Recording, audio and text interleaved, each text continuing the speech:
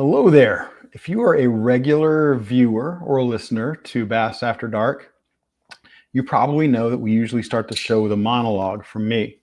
And maybe you like the monologues, maybe you don't like the monologues. Sometimes I use them to set the tone or tell a story or talk a little history. Tonight I don't have anything ready. And as you can see, I'm not dressed in my usual purple smoking jacket and ascot. Instead, I've got a fishing shirt from NPFL and the good folks at Gill. And it's been a long day. Didn't have a chance to prepare a monologue. But then, right before we went on tonight, BTC said to me, "Come on, Ken, free ball it." So I'm going to try that a little bit. I want to talk a little bit about that because it's been an interesting day, an interesting week. I'm currently in a hotel room in Newberry, South Carolina, probably about 20 minutes from the town I grew up in, Saluda, South Carolina, on the upper end of Lake Murray, where I'm here this week for a National Professional Fishing League tournament. It's the final tournament of the season for the NPFL. It's exciting. There's a big race for AOY between Kyle Welcher and Drew Cook, and of course an even bigger battle to see who's going to make it into the NPFL championship for 2025. A lot of guys fighting for that. But it occurred to me today and this week as I came back to this area where I went to high school and middle school, and that, you know, even though more than 40 years have passed since I got out of high school and left this area, a lot of stuff stays the same. A lot of stuff stays the same about getting into fishing. A lot of stuff stays the same about tournament fishing. A lot of stuff stays the same about tournament anglers. I grew up in this area fishing farm ponds. That was what I had. I had a creek on one side of our farm, and I had about an 1.5 acre farm pond in the middle that the cows used, of course, for their drinking water. And that's what I grew up fishing. When I was 12 or 13 years old, we got a 12-foot Sears John boat used, and that was my performance bass boat. It would go 0 to however fast I could paddle it. And thought I was hot stuff when I was about 14 or 15. And I got a 12 volt electric motor, Minn Kota, with about 12 pounds of thrust. By the way, that motor still works. As good as it did the first day. It's been a fantastic motor, but I don't use it anymore.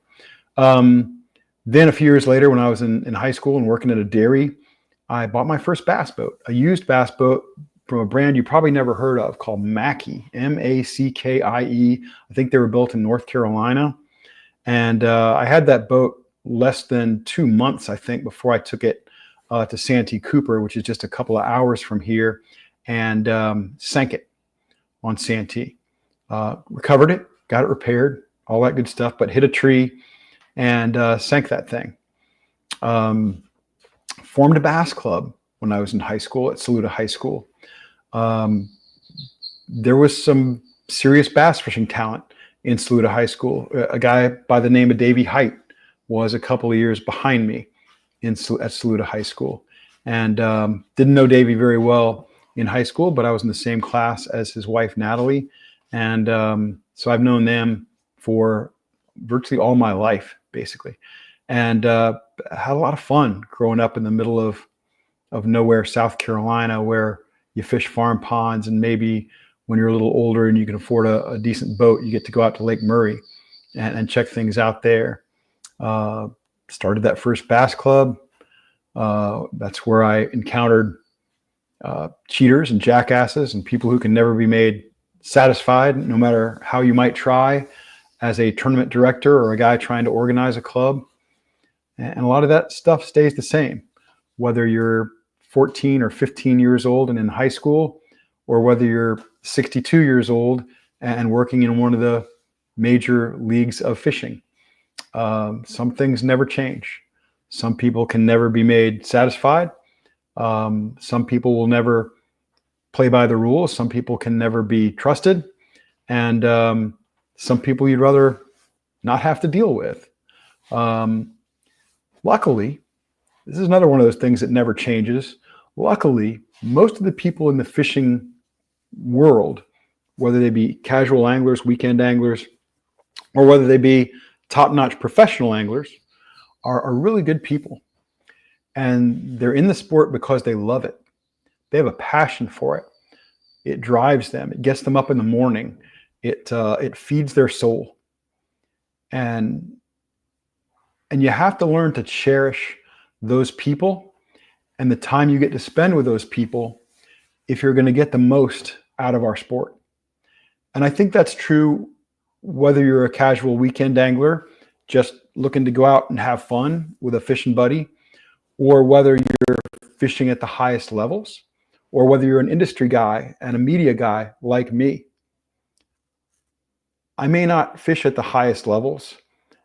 I may not fish a lot of tournaments anymore, and I don't. But I still get the same charge out of fishing and the same joy out of fishing with somebody who shares my passion as I did when I was 12 or 14 or 16 years old. And I hope that never goes away. When it does, you won't see me here anymore. But I think the reason you won't see me here anymore is that one day I'll be gone from this earth. It's not that I'm going to lose my passion for the sport. I don't expect that to die. I expect that I will die before that dies. I certainly hope that's true. I love the sport so much. I love the history of it. I love the practice of it. I love engaging with other people who are passionate about it. And that has driven me for many, many, many years. And I hope people see that. I hope people see the passion I have for it. And I hope that I have the authenticity that I strive for in this sport. I hope people understand that I come to it honestly and from a place deep in my heart, and a place that was sown in me at a very young age, when I was just a little kid, by my grandfather and by the opportunities I had growing up in South Florida and in South Carolina. Because I think that's one of the things that I look for in other people who are in our sport, and that's authenticity. The guys on our show tonight ooze authenticity. They have it in spades. And I think we got a really special show for you tonight. I can tell you that Brian the Carpenter and I have been slammed all day with things other than Bass After Dark. But I know we look at the show kind of as a finish line for us in the week. We think, oh my gosh, if I can just get to Bass After Dark, if I can just feed that beast within me, everything in my week gets better. And that's my on-the-fly monologue this week. I hope you share the passion. I hope it feeds you like it feeds me. And I truly want to thank you for joining us on Bass After Dark. This is a passion project for me, for Brian, for our other partner, Nathan, and for our interns, Jacob and Justin. It brings us joy to do this show for you. And if you love it, tell us. That feeds us too. It's not that we need the kind words, but just let us know that you share that passion. That means a lot. So without further ado, I think it's time probably to introduce my fabulous co-host and great friend. He is right now trying to dodge all of those drones that you may have heard about hovering over New Jersey, looking for his fabulous garage, the #1 garage in all of bass fishing. Please welcome my buddy, Brian the Carpenter. You forgot one thing, Ken. What's that, sir? If you enjoy the show, let us know and send us money. Yes. There you go. Gifts. Yes, money. Gifts. I don't care. Send us stuff. We also take bourbon and scotch. I think I saw a drone last night. Are you serious? Yep. There you go. Yeah, probably 10:30, something like that. It was out in the hot tub. And the drone was hot tub, or you were in the hot tub observing? I was in the hot tub and looking up. The sky cleared. It was overcast earlier, and the sky cleared. And I caught. I'm a half hour from Philly, so we got a lot of air traffic. Right. Whatever. Mostly UFOs. Yes, and this one's going by, and I look up, and it's nighttime, so it's really hard to tell distance, you know, Yeah. but it was pretty big and had lights, but I didn't hear nothing. And I only had it for a couple seconds before it disappeared around that behind my house. And I was like contemplating, should I get out of the hot tub and go run down the driveway and look? You know, I didn't. I thought about it. Do you have a 12 gauge?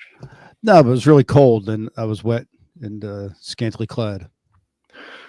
And it was 102 in the hot tub and 20 outside of it. So, Whew.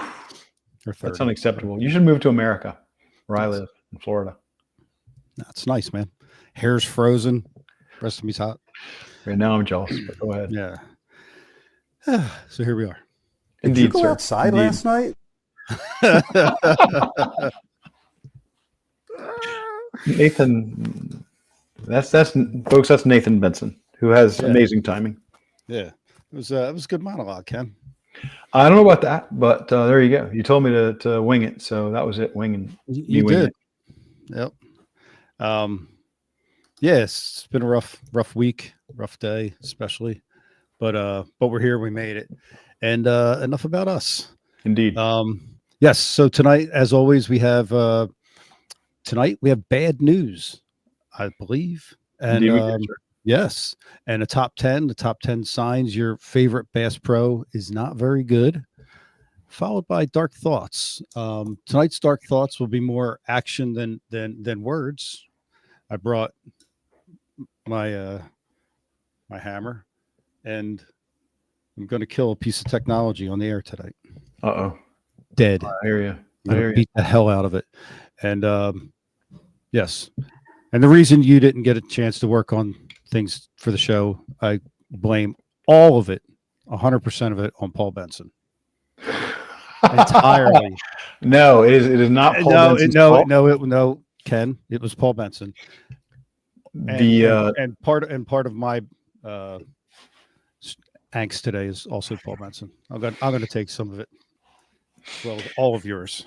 For anybody interested who doesn't know Paul Benson, Paul is the cause of your pains today. Water. He's if you had any troubles today, it was Paul Benson. Fabulous distributor of outdoor gear at Woods and Water. He is the national sales guy for Arc Fishing. He is a vice president with the National Professional Fishing League. He is one of the finest people I know. He is a great friend of mine, of ours. And Brian the Carpenter likes to blame. If you stubbed your toe today, Paul Benson. Fair enough. I'm not going to argue with you. Yeah. You have a hammer. I'm not going to argue with you. So we are brought to you by Lures and Lead, an online fishing tackle platform focused on hard to find tackle, custom lures, and exclusive colors. They're also a great source for revealing well-kept bass catching secrets. Lures and Lead strives to be a must-follow for the tackle geek, but also an educator for all anglers. Check them out at luresandlead.com. Tonight's giveaway, a prize pack that includes 2 packs of Destroyer baits jarheads, pack of Kitech swing impact fats, and some Mega Bass sparkly shads. Let's do a trivia question later for that. Okay, just make sure you send the answer to. Yeah, I know. I'll come up with one to the Jacobs. All right. Meanwhile, I want to let everybody know that Bass After Dark is also brought to you by Livingston Lures. Their electronic bait fish sound technology triggers the natural instinctive feeding cues of fish. Unlike traditional lures, which rely on beads or rattles, and you got to shake them and keep them in constant motion to attract fish, Livingston baits add the natural sounds of feeding bait fish and stuff like that bass use to find their actual food. It's a technology difference that will make a difference in your catch. You can find Livingston Lures at all serious retail tackle outlets and at livingstonlures.com. And we are also brought to you by the Bass Tank, your premier boat electronics destination. They have everything that you need. Check them out, thebasstank.com. I believe the specials are the same. The Garmin LVS 32 refurbished transducer reduced by $1,000 since last week. Ooh, let me check on that. Well, since a couple of weeks ago, but they're probably like, check it out, but it's like $999.99 while supplies last. Yeah. And then they got 9, 10, and 12-inch chart plotters and refurbished LVS 32 transducers for 9-inch $2,000, 10-inch $2,300, 12-inch $3,000. But again, check them out for availability. Yes. And one other thing, BTC, that's different this week is our buddy Byron Velvik is loading up his eBay store, which is known as Byron's Bunker, all one word, Byron's Bunker. He's loaded up with a whole bunch of cool stuff. I mean, he's got some, in honor of tonight's show, he's got a bunch of Alabama rig stuff. I think a lot of it from Strike King. Plus, he's got all kinds of baits from a variety of different manufacturers, rods, reels, you name it. But what's particularly cool, and by the way, we're going to show a video where Byron's going to introduce a lot of this stuff a little later. Is he doing specials for Christmas, like Byron's sack? I bet you have to take that up with him. I don't know. I think he was talking about that. Little bundles of. That might have been a private conversation between the two of you. Okay. But he's got a really cool item that you'll get a kick out of. I don't know if he texted you today with this, but he actually has a signed 2006 Michael Iaconelli jersey. Now, 2006 is important for a few reasons. One, it was the very first year of the Bassmaster Elite Series. Two, it's the year that Mike Iaconelli won AOY. And it's his jersey from that season. Ooh, I have his Ranger boat from that season. That's very cool. Yep. You can get the jersey cheaper than you can get the Ranger boat, for what it's worth. I don't know. Make an offer. Make him an offer. Let's deal. But we'll have more from Byron himself in a little bit after we talk with our guest tonight. Yes. Tonight, A-Rig, man or mouse. We're about to dive in. Our first guest tonight, former junior world bass fishing champion. That's what AI says anyhow. We'll have to ask him about that. 5-year FLW pro, 5-year bass BASS pro, 5, damn it, you messed it up, classic appearances, and 5 baits on most of his A-rigs. Shane's baits A-rigs. We got Shane Lehew. Hey guys, how's it going? Shane, welcome to Bass After Dark, man. You are one of my favorite guys on tour. I've always enjoyed visiting with you, and I always root for you. And your skills with the Alabama rig, although not something you get to put into play in the Bassmaster Elite Series, are still well known. Unfortunately not. Yeah, we can't use them. I just got finished rigging a few of them, actually. I'm going to go fishing this weekend, so just rigged a few up in the garage about 2 hours ago. Well, there you go. That's fresh in your mind then. And but Shane Lehew is not our only expert tonight. No. We have novelist and poet that recently passed at the age of 87. Or he's a former professional BMX racing madman turned big bait throwing big bass guide out of Clear Lake, California. We got Paul Bailey, big bait Paul Bailey. Paul, welcome to the show, man. And I don't know whether this was high praise or whether it was damning you with faint praise earlier, but BTC said you look just like Mike Iaconelli. Hey, I'll take it. It's a lot better than what my girlfriend calls me usually. So that is an impressive wall of trophies and big swim baits behind you. Yes. Yeah. I just bought a house last year, so I was finally able to take all the cool trophies and get them on the 2 only walls in the house that are available to me. And yeah, I'm in the garage, bro. Yeah, that's what I get right there. So it's right behind my little computer setup, and I'm kind of just sitting here in this little corner and got the baby out there. But yeah, man, it's cool. I'm stoked I get to actually finally set it all up because they were just strung about boxes for years. They look fantastic. If anybody saw that many trophies behind me, they would ask where I bought them. Oh. So kudos to you, sir, for having earned every one. Thank you. There's a lot more non-earned than earned. I'll tell you that. BTC, we're not done. No. We have no, we don't have, but we do have. We almost had. Talk about that later. 42-year Bass Pro, 1982 Classic Champ, and the guy to put the A-Rig on the map back in 2011. Paul Elias. Oh, yeah. Paul Elias, Bass Fishing Hall of Famer, classic champion, the guy who broke the A-rig in the mass audience here, the guy who broke kneeling and reeling and brought that to a mass audience, the guy who still has the record for heaviest 4-day catch in Bassmaster Elite Series history that Shane Lehew no doubt wants to grab for himself. Paul, welcome to the show, and thank you. Thank you, Ken. I'm glad to be here. And now we had another guest lined up. Has he not been able to join us yet? I guess not. Guess say not. So in that case, we're just calling audible, and Paul Elias invented the A-rig. That's right. That's right. Right, Paul. No, Paul, we're going to start with you because, man, you're the first guy who used an A-rig and blew it up by winning a tournament on Gunnersville 12, 14 years ago. Tell us about how you discovered the Alabama rig and how you first laid hands on one. Well, it was actually pretty cool. I was doing a cancer benefit tournament at Pickwick in September of 2011. And I was helping MC the weigh-in and stuff. And when Andy Poss came up on stage, he weighed his fish and told me he even wanted to talk to me. He wanted to show me something at his boat when we got done.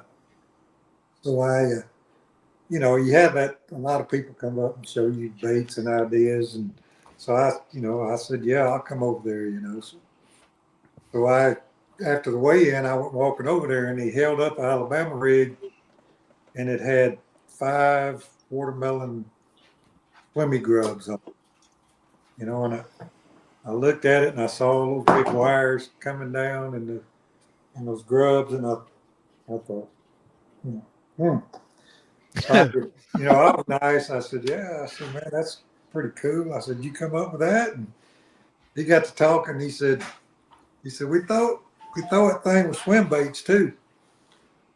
And I kind of pictured it with swim baits, and I thought, And then he goes on to say, he said, remember that tournament Davey Hite won below the Wilson Dam in April a couple years ago? He said, you were up there fishing, you did pretty good. I said, yeah. He said, well, the weekend before y'all fished, there was a tournament, 2-day tournament, won with 50-something pounds. He said, me and my partner won it. He said, I've won 18 out of the last 20 tournaments I fished. Oh. I said, on this thing? He said, yeah. So he gave me a couple of them, and and they were tied up. They weren't opened up or anything, didn't have any baits on them. And I'd sold my boat, and I came home and just threw them in one of my tackle bins and stuff I'd taken out of my boat that I'd sold. And it's kind of a crazy deal because he was telling me about all these fish, and he kept talking about current. So I kind of, in my mind, built it up that you had to have current to use it. And I got a phone call the day after I got back from Pickwick. A guy that I'd sold my 2009 boat to called me, and he said, man, can you help me sell this boat? He said, I'm working on a pipeline. I can't fish any. I'd love to. I need to sell this boat. I said, yeah, I'll sell it. He said, well, you mind if I bring it over to your house? I said, no. I said, you mind if I use it? Because I've sold my boat. I got a little water. He said, yeah. He said, you're free to use it. Do whatever you want to do. So I'd heard about the Gunnersville tournament in October.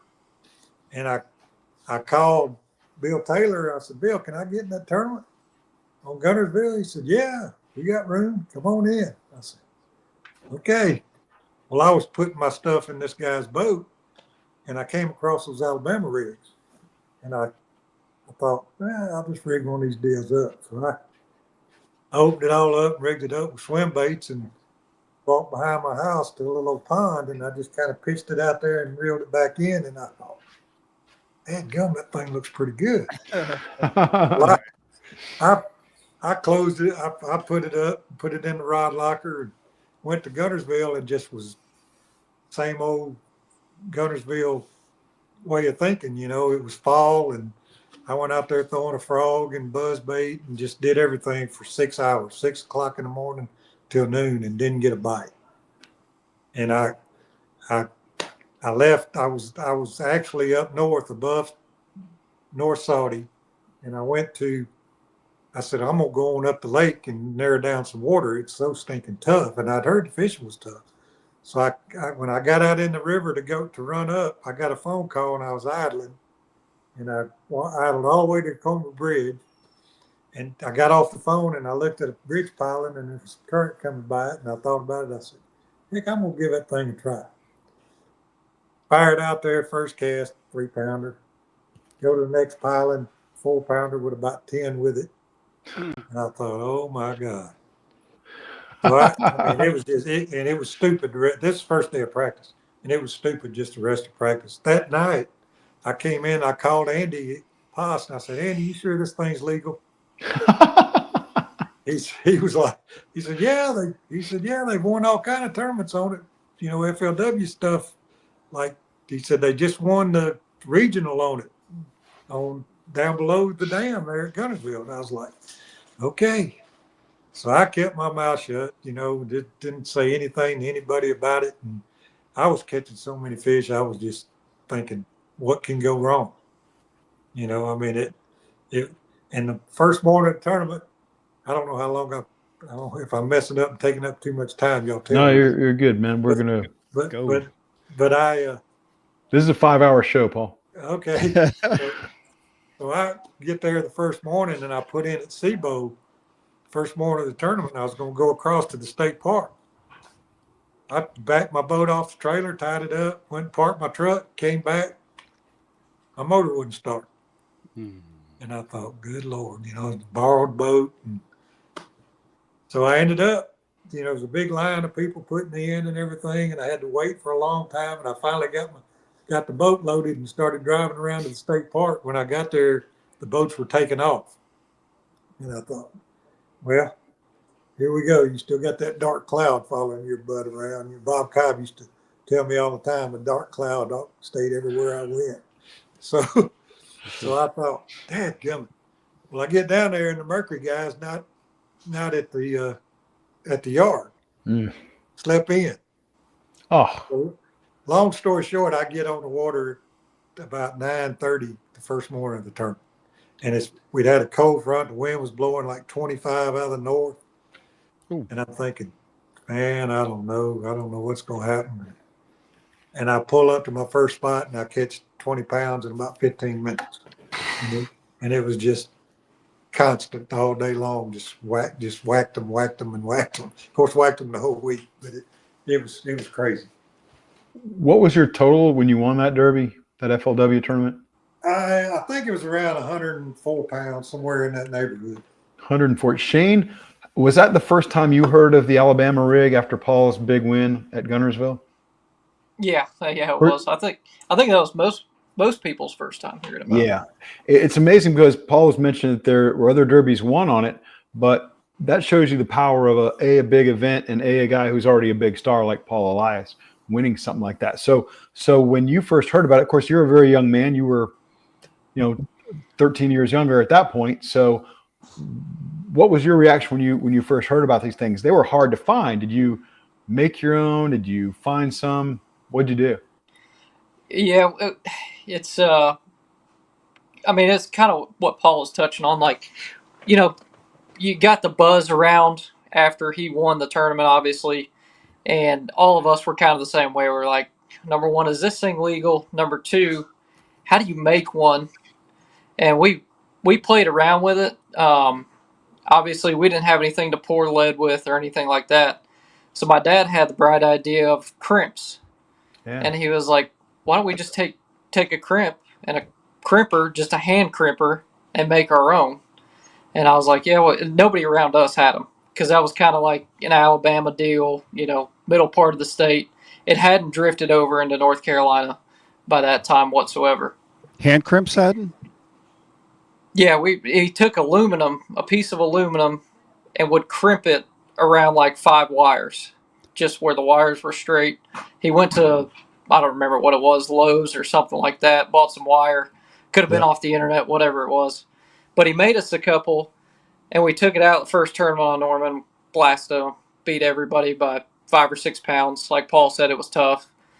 So then just the next like 4 or 5 weeks, people started catching on. He's like, he's throwing that dang Alabama rig. How'd he get any? Number one, because you can hardly get them there for months. And if you wanted one, you had to pay $100 for it. Yeah, most of the time on the internet, they were selling for $150 for, something that cost you a couple of dollars to make. But people just didn't catch on to it for a while around here. That was crazy. Paul Bailey, how about you? How'd you get introduced to the Alabama rig?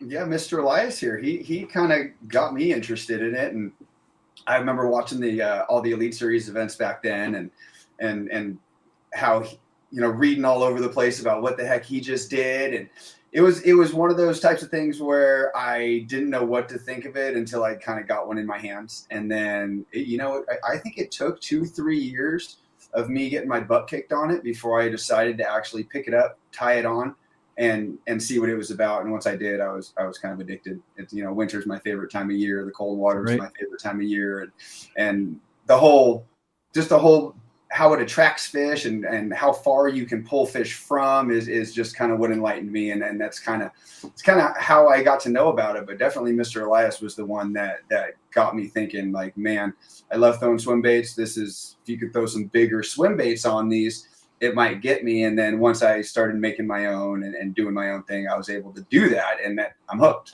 for life now. That's very cool. We want to get into the bigger stuff you throw on there because I think you've got a really unique approach. That's cool. And I wish we had Andy Poss with us on here, the man who invented. He didn't invent the umbrella rig. I want to make that clear to everybody. Right. That umbrella rig had been around since the '60s in the saltwater world, especially for striped bass. And I had caught bass. I caught striped bass with trolling. With striper guides on places like Lake Lanier in the 90s, in the early 90s. They'd throw them out there and troll them in 20, 30 feet of water, and they could call their shot. But what Andy Poss did, of course, was make it in a lighter version that you could throw. And it just shook up the bass world. And after Paul won that, I was working for BASS at the time that Paul won that tournament.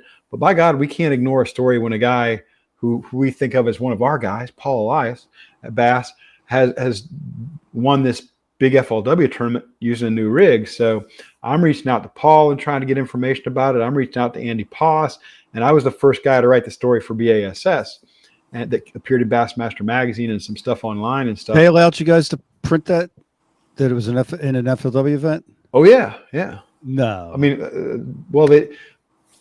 I'm not a big ask permission guy. Yeah. So I just roll it out there. I'd rather tell the truth than try to massage a lie.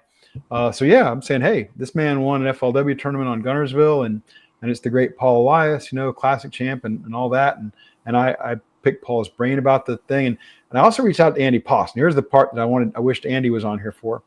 So I'm the senior editor of BASS Publications. We're going to run a story in the biggest magazine in the bass fishing world. I said, Andy, can you send me one? I don't know, man. I can't keep up with orders. And I said, dude, I'm going to put this in Bassmaster Magazine. You think you can't keep up with orders now? Let me have one for pictures. I didn't mention that I was going to take it out and throw it. Right. Let me have one for pictures, and I will blow the doors off this for you. He never sent me one. Really? Really. He never sent me one. I was never high enough on his customer list, Paul. I'm sorry, Mr. Elias.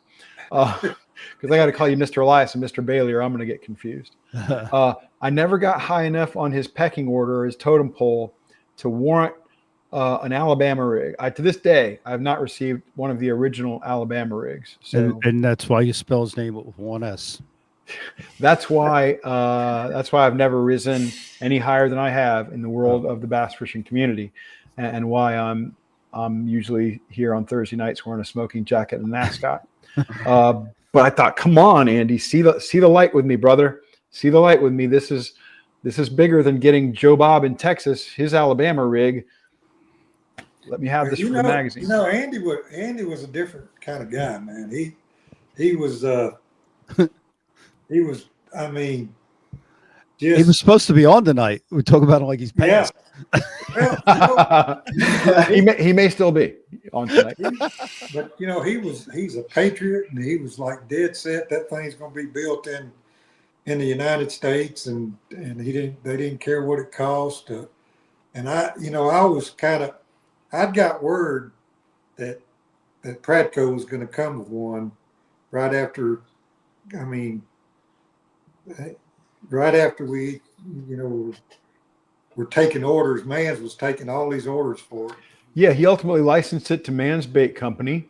Yeah. And Man's Bait Company now basically out of business since Frank Ulrich has passed away. And that's a great shame. What a great brand.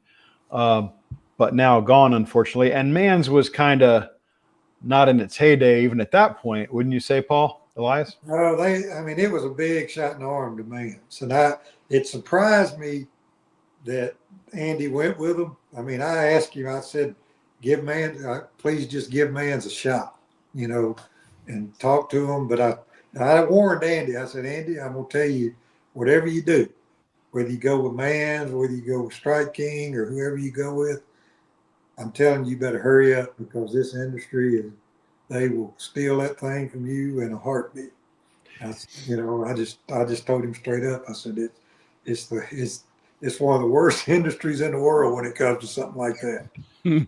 Yeah, I don't think he fully appreciated that even though he had a patent, you've only got to change that thing about 10% to get around it. He didn't have a patent. He was patent pending. Yeah. And the poor guy, I feel like his attorneys took advantage of him. I don't know that for sure. But there was a lot of, Mans tried to get him to go with their attorney, who was very good at getting patents on lures and stuff. But Andy had already spent a bunch of money with these people, so he kind of stayed with them. And I don't know. It blew my mind that he didn't get it.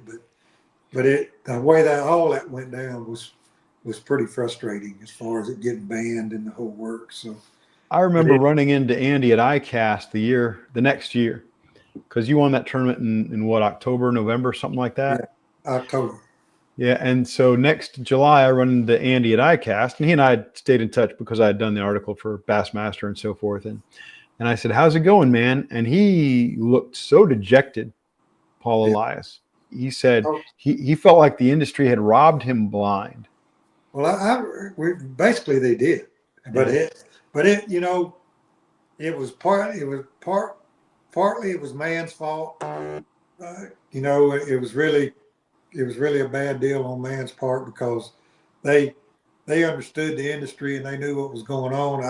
I had a long conversation with Frank about Pratco coming with one. And I said, Frank, you really need to rethink this, and because he'd already sold. Like, he called me by Thanksgiving.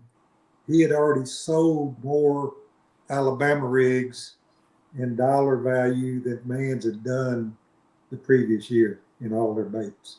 Holy cow. And he was like going crazy. And I said, Frank, if Pratco comes with this lure and half the price, it's going to get buried. You need to rethink all this stuff, all these orders and everything. You need to rethink them. You need to go back to these people, and we need to do something. We need to get this thing built cheaper overseas, whatever we got to do. And it was just, a bold no, from Andy and Frank. Frank had an interesting way of running that business, and I won't say anything more than that. Yeah, he did. But Shane, it wasn't very long after that a group of anglers came up and decided that the Alabama rig was Satan. And they did what I thought at the time was a remarkably cowardly thing. They lobbied the leagues to ban it. And I think that was one of the most cowardly things I've seen in the tournament world. I'm curious as to what Shane, what you think. Do you think the Alabama rig should be banned in big time tournament fishing? I think now, no.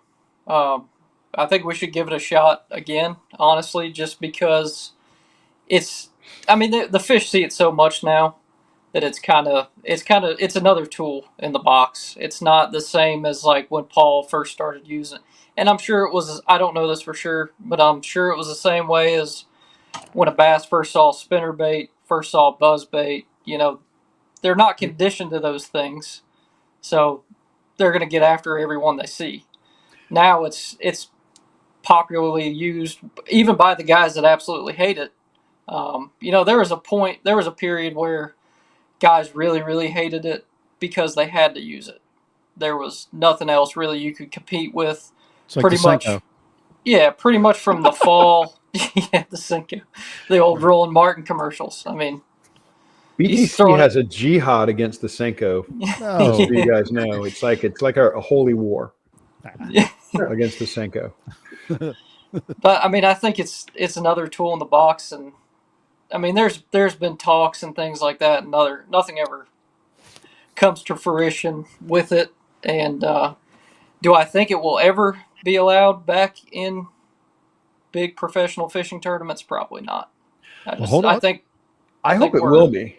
I don't know that, but I hope it will be, because I hated the reason they banned it.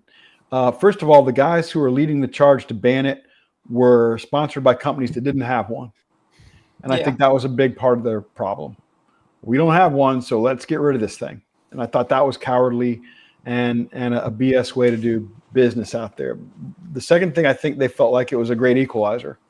They were worried that guys could go out there and catch a limit on one cast and beat whatever they had flipped up all day long, or cranked up or whatever.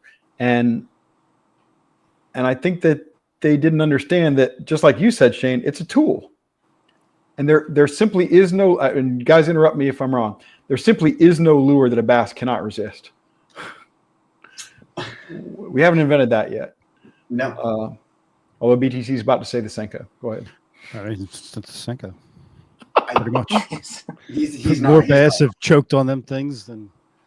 Never mind. Well, imagine a Senko wafting gently to the bottom at 40 miles an hour on an Alabama rig.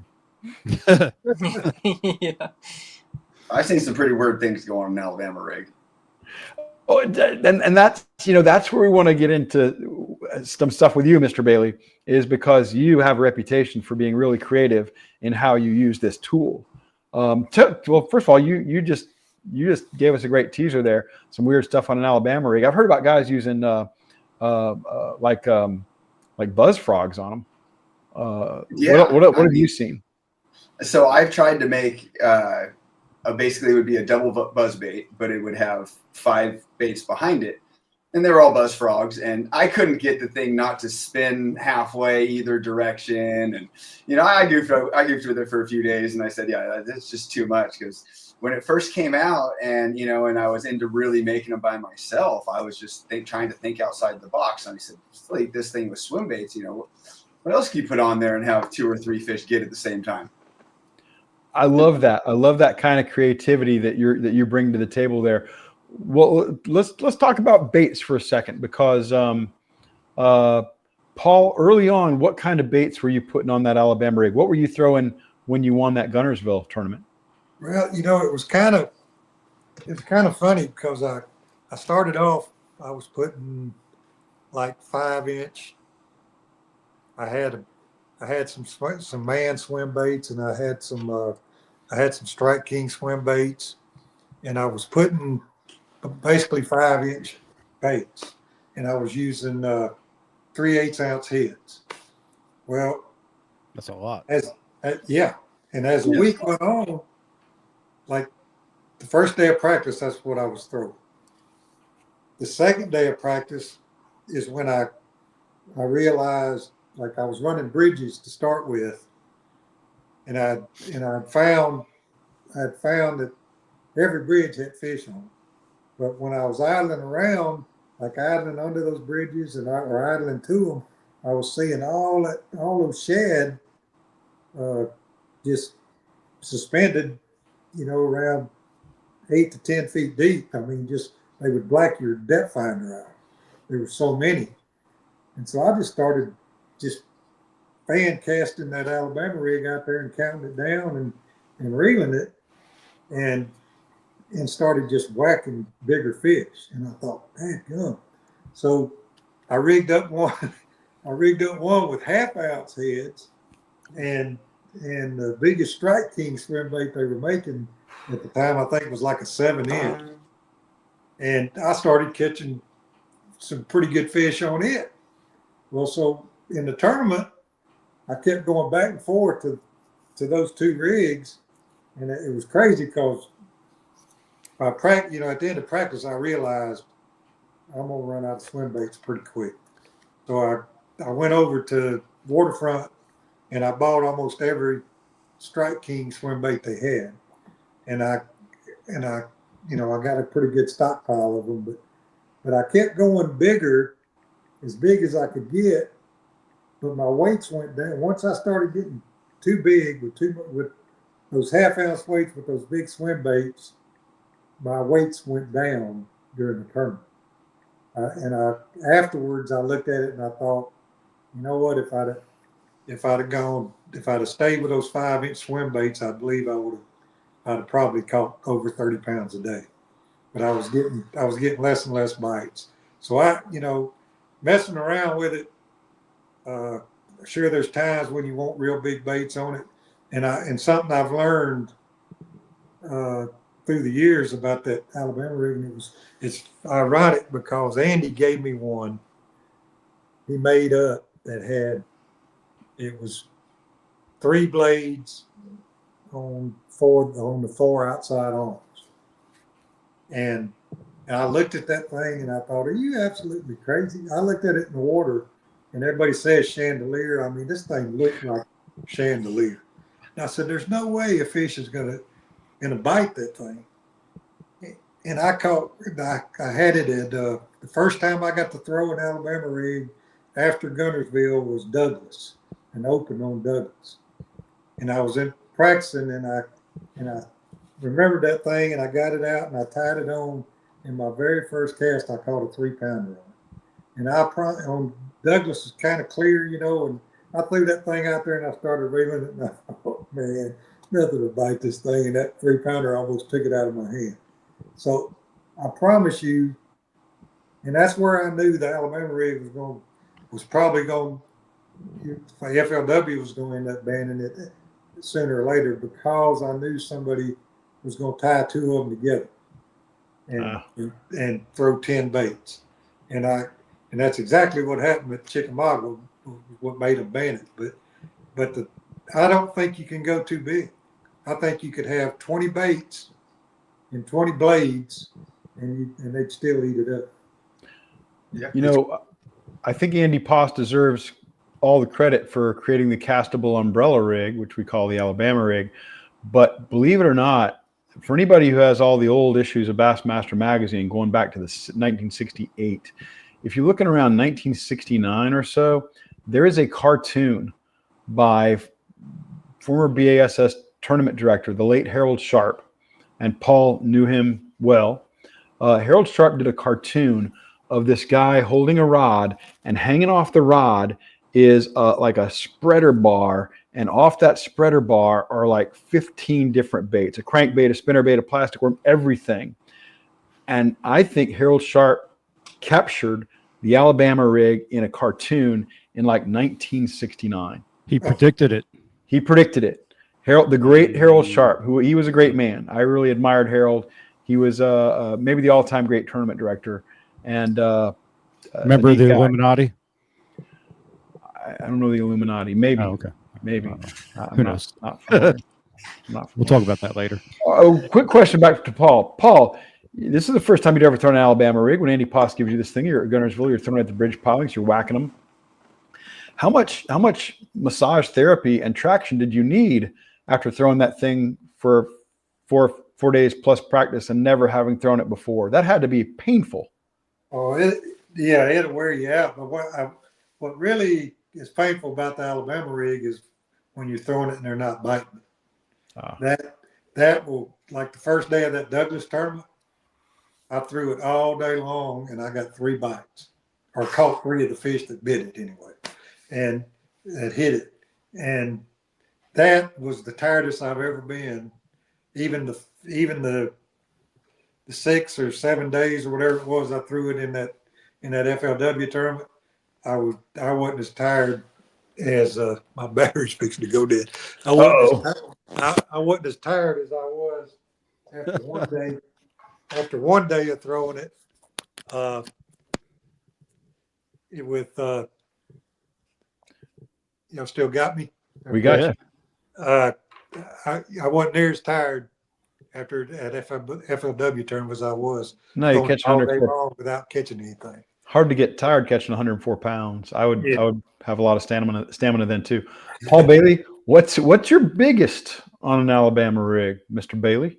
I've never Just caught curious. a teenager. I've definitely No? caught some 10, 11, 12 pounders on the thing. And not a great number of 11 or 12 pounders, just a few. But definitely caught our share of 8, 9s, or 10s, especially on our guide trips and other people around the lake that fish here. It's a big fish catcher a certain time of year. I am not going to lie, and that's kind of why I'm addicted to the thing. That you guys in California can sort of downplay the 10s and 11s, but where I live in Florida, where they also get big, that's enormously impressive. That's a huge deal. By far, there are definitely some big fish in California, and I always tell my clients, and I tell people that have never been out here before, we're just spoiled. And there's no other way to put it out here. And the only thing we're spoiled for is our bass fishing, by the way. It is everything else is absolutely horrible. But the bass fishing here, I don't know how it all happened. And the trout, the kokanee, and everything else that we've got here. And we've just got a good food base for these fish to grow really big. And the Alabama rig getting introduced to me, it was one of those things where we got a ton of food in Clear Lake. Everybody's heard about the hitch and the shad, and we got a ton of crappie and bluegill. And like I said, it took me a few years of getting whooped on it by some guys. And then I did exactly what Paul was mentioning. I decided to come out. It was right before, I think, Picasso came out with their giant bait ball rig that has all the flashers and teasers and all that good stuff on it with 8 arms or however big that bait was. But I wanted to mimic something like that, but I wanted it to swim true every single time. I noticed on those bigger ones they like to spin circles, and so I kind of said, all right, if I'm going to do this, I'm going to do it my way. And I decided to make my own big one, and it has 14 baits on it. But like Paul said, also there is a range of going too big. The more baits you got on it, the bigger the baits on it, the more drag you have. And when you have too much drag on the bait, it becomes very fatiguing. You get tired a lot. You got to downsize your reel to a 5-to-1 from a 6 or 7-to-1 that you want to throw to kind of not get fatigued. Oh. And so there's a whole bunch to it. And I kind of I dove in head first. I for a few years there and kind of kept it a secret. I won quite a few tournaments here on Clear Lake with it. And then I was like, you know what, let's just show it to everybody. And so I've been kind of selling them and making my own, the bigger rigs for a while now. And I still fish the one that I make straight out of the package. I tie it on, every day in the winter. And I love the things. They're great. We want to plug those for you so that the Bass After Dark folks can order. And we want to come back to that and get into the details. Yep. Shane Lehew, I have watched you catch bass in the state of Florida on an Alabama rig at Bienville Plantation. Impressive fish. Is there a place, and obviously you've won tournaments near your home in North Carolina, is there a place that the Alabama rig is just not effective? Or is it pretty much a solid option at times anywhere? Lily pads. I think if you're in the correct situation, obviously with, that's fishing in general, you got to be in the correct situation. That's always what bass fishing comes down to. Obviously, yeah, Brian, you can't throw it across the lily pads. It's pretty hard to flip bushes with it. But wait tough. A second. I've seen where they take it and just kind of dangle it. Yeah. Yeah, I'm not into that. Are you challenging us, Shane, to bring Tommy Biffle on this show? We can do it. I am. Yeah, I want to see 9 black and yellow jigs on a Shane Bates Blades of Glory. Because he'd catch a bass out of that mud pond with a black and yellow jig. I've heard that before. And then he's going to say, "I didn't see you here in practice." Yeah. It's all mine. No, that's my best Tommy Biffle impression, by the way. We were in the right situation there when we were at Bienville, and I don't think it's something that they've seen a lot. So everyone we kind of threw to, I mean, obviously, and LiveScope, I mean, it's changed how you fish the thing. Like, you can't hardly get hung up with it. It's taken that away. You can throw the fish out in the middle of the lake like we were catching. I mean, it's a Florida lake that was 25, 30 feet deep, and we're chasing fish over bait that are, 10 feet under the surface. Like, Yeah, it's a phosphate pit. It's not a natural Yeah. Florida lake. Yeah. But so, and the other certainly lakes we you. went to, I mean, it didn't work, like, Yeah, because they were foot deep. can get dialed in no matter where he is. That's why he's in 6 straight Bassmaster Classics, and he's just a rock solid wherever he goes.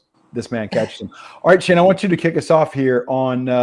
I think everybody, from what I understand, everybody on YouTube and on Instagram and so forth is really curious about the setup you guys used. Take us through your rod, your reel, your line. I realize it may vary a little bit depending on the size of the baits you're throwing, the size of the heads, and so forth. But what's your go-to Alabama rig outfit?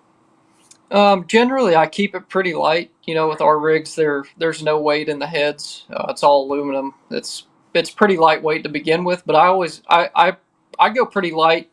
In our part of the country, with jig head size and things like that, I go 1/16 to 1/4 of an ounce. That's about it. I typically run a 5/8 to 1 gear ratio reel, like an Abu Garcia Beast. And I feel like I can control the depth with that reel, whether I'm fishing shallow around docks or shallow cover, or fishing it out over ditches and things like that in like 40 feet of water. So it gives me a good gauge. I mean, obviously it's going to sink a little slower when you're fishing that deep, but I think a lot of our bites we're generating on that thing are in the colder months. So you're typically winding it a little slower. And 20-pound fluorocarbon. I'm not big on braid. What? And I know I'm not big on braid. Our fish aren't big enough where I'm at. I mean, to be honest with you, I mean, I'm trying to catch a 6 or 7 pounder. I'm not trying to catch, like Paul at Guntersville catching 8 and 9 pounders. And Paul Bailey shakes those off. He doesn't need those. We don't have 10 pounders around here. We're not that spoiled. But 20-pound fluorocarbon, maybe 25 at the most. Wow. 7.3 rod, 7.3 heavy to 7.6 medium heavy is pretty much all I use. That's much lighter than I anticipated. Not to Andy Poss, not here, so Andy's not here to defend himself. But I remember that first interview I had with Andy where he told me he throws it on 100-pound braid. Yes, he did. Yeah, I can see that. I mean, you got a big bait ball full of wires. Like the line side doesn't matter. I think the line size for me for the fluorocarbon is more getting the bait to where I want it. Like, with 100-pound braid, it's on 16th ounce heads, it's going to sink even slower than if you have 20-pound fluorocarbon. Yep. Gotcha. I was thinking, why not go mono? I don't like the stretch. I don't like that much stretch. Right. I just don't. And mono, if you leave it on too long, man, it gets curly and stuff like that. Like, I mean, so does fluorocarbon, but I like the castability of fluorocarbon, and I'm just so used to it. You mentioned 40 feet deep. Is that kind of the lower limit you'll go? That's awfully deep. Well, in Florida, you're not allowed to fish that deep. No, in Florida, I don't fish that deep either. Yeah, in Florida, if I can't see the bottom, I feel weird. But thank you. No, we catch we got a lot of spotted bass and things like that. So like Norman, Lanier, Hartwell, they chase those herring, bluebacks, and things like that, and alewives. They'll chase them pretty deep in the winter, and those things we have a shad die off. When the water gets to a certain point, when we get some massive cold fronts, shad will start dying. Those shad gravitate towards the bottom, especially on those bright sunny days, and those fish they'll gang them up in those little ditches and little back chute kind of deals and in creeks and things like that. So, I've caught them. I think I caught a couple of kiwi one time on the A-rig, like over 70 feet of water. Wow, that seems crazy deep to fish something like that. Why not just pick up a jigging spoon at that point? I mean, it's just if they're biting it, Why would you put it down? I mean, sometimes I guess that's true, but if the jigging spoons get down there too fast and they've seen it a ton, then they're not going to bite it. So, like I said, it's another tool. You got to have a lot of things in your arsenal. That's impressive that you're you've made it a versatile bait. You've adapted it and made it more versatile than I think almost anybody could think of making it. Paul, take us through your setup, and I'm sure your setup has evolved through the years. It has. Now I'm kind of like Shane now that I throw it on like 20-pound test fluorocarbon. What? Okay, yeah. You guys are messing with me now. I quit throwing it on braid at that Douglas tournament because I really felt like that was the reason I didn't get the bites the first day. I changed the fluorocarbon the second day of that Douglas tournament, and I caught 20-something pounds. And I just felt like, and I know you look at it and you say, man, you got all those blades, you got all this stuff going on. Why would them being able to see the line matter? So I don't know the answer to that, but I know I get more bites on it with fluorocarbon. And Amazing. But I used at Guntersville, I used 65-pound test braid, or it was what they called floor braid or something like that. But now you're throwing it on heavy fluorocarbon. Now I'm throwing it on heavier fluorocarbon, and it's I don't think you really have to worry getting broke off with 20-pound fluorocarbon. It stresses your knot more. You probably got to retie more than you would with braid, but I feel more comfortable with fluorocarbon with it. With 65, what do you retie weekly? Is that about right? If you need, assuming you need to. I was retying a lot at Guntersville because I didn't have that many baits, but I was real concerned about losing. I think I started off with those two, and Andy's wife actually drove me over 3 more before the tournament started. Tammy, I believe is her name. Is that right? Tammy. And I occasionally remember things. And I was giving my partners one to use every day after I would catch 20-something pounds. I'd give them one. And with the promise to stay quiet about it, or what? Yeah. The guy the first day did keep it quiet for me, but what happened was the Rob Newell was handling all their social media stuff. Yeah, terrific media guy. And he, in the meeting they had said that the show was going to air first week in December or something. So I didn't worry about it. When he came out, I thought he was the television guy. When he came up to me, he said, we want to video you. Where will you be in the morning? And I said, well, I told him exactly where I was going to start. Well, he came over to the Guntersville Bridge, the old road where you drive out, and videoed me catching all those fish at 7:30 in the morning, and at 8 o'clock it was on the internet. Wow. Yeah.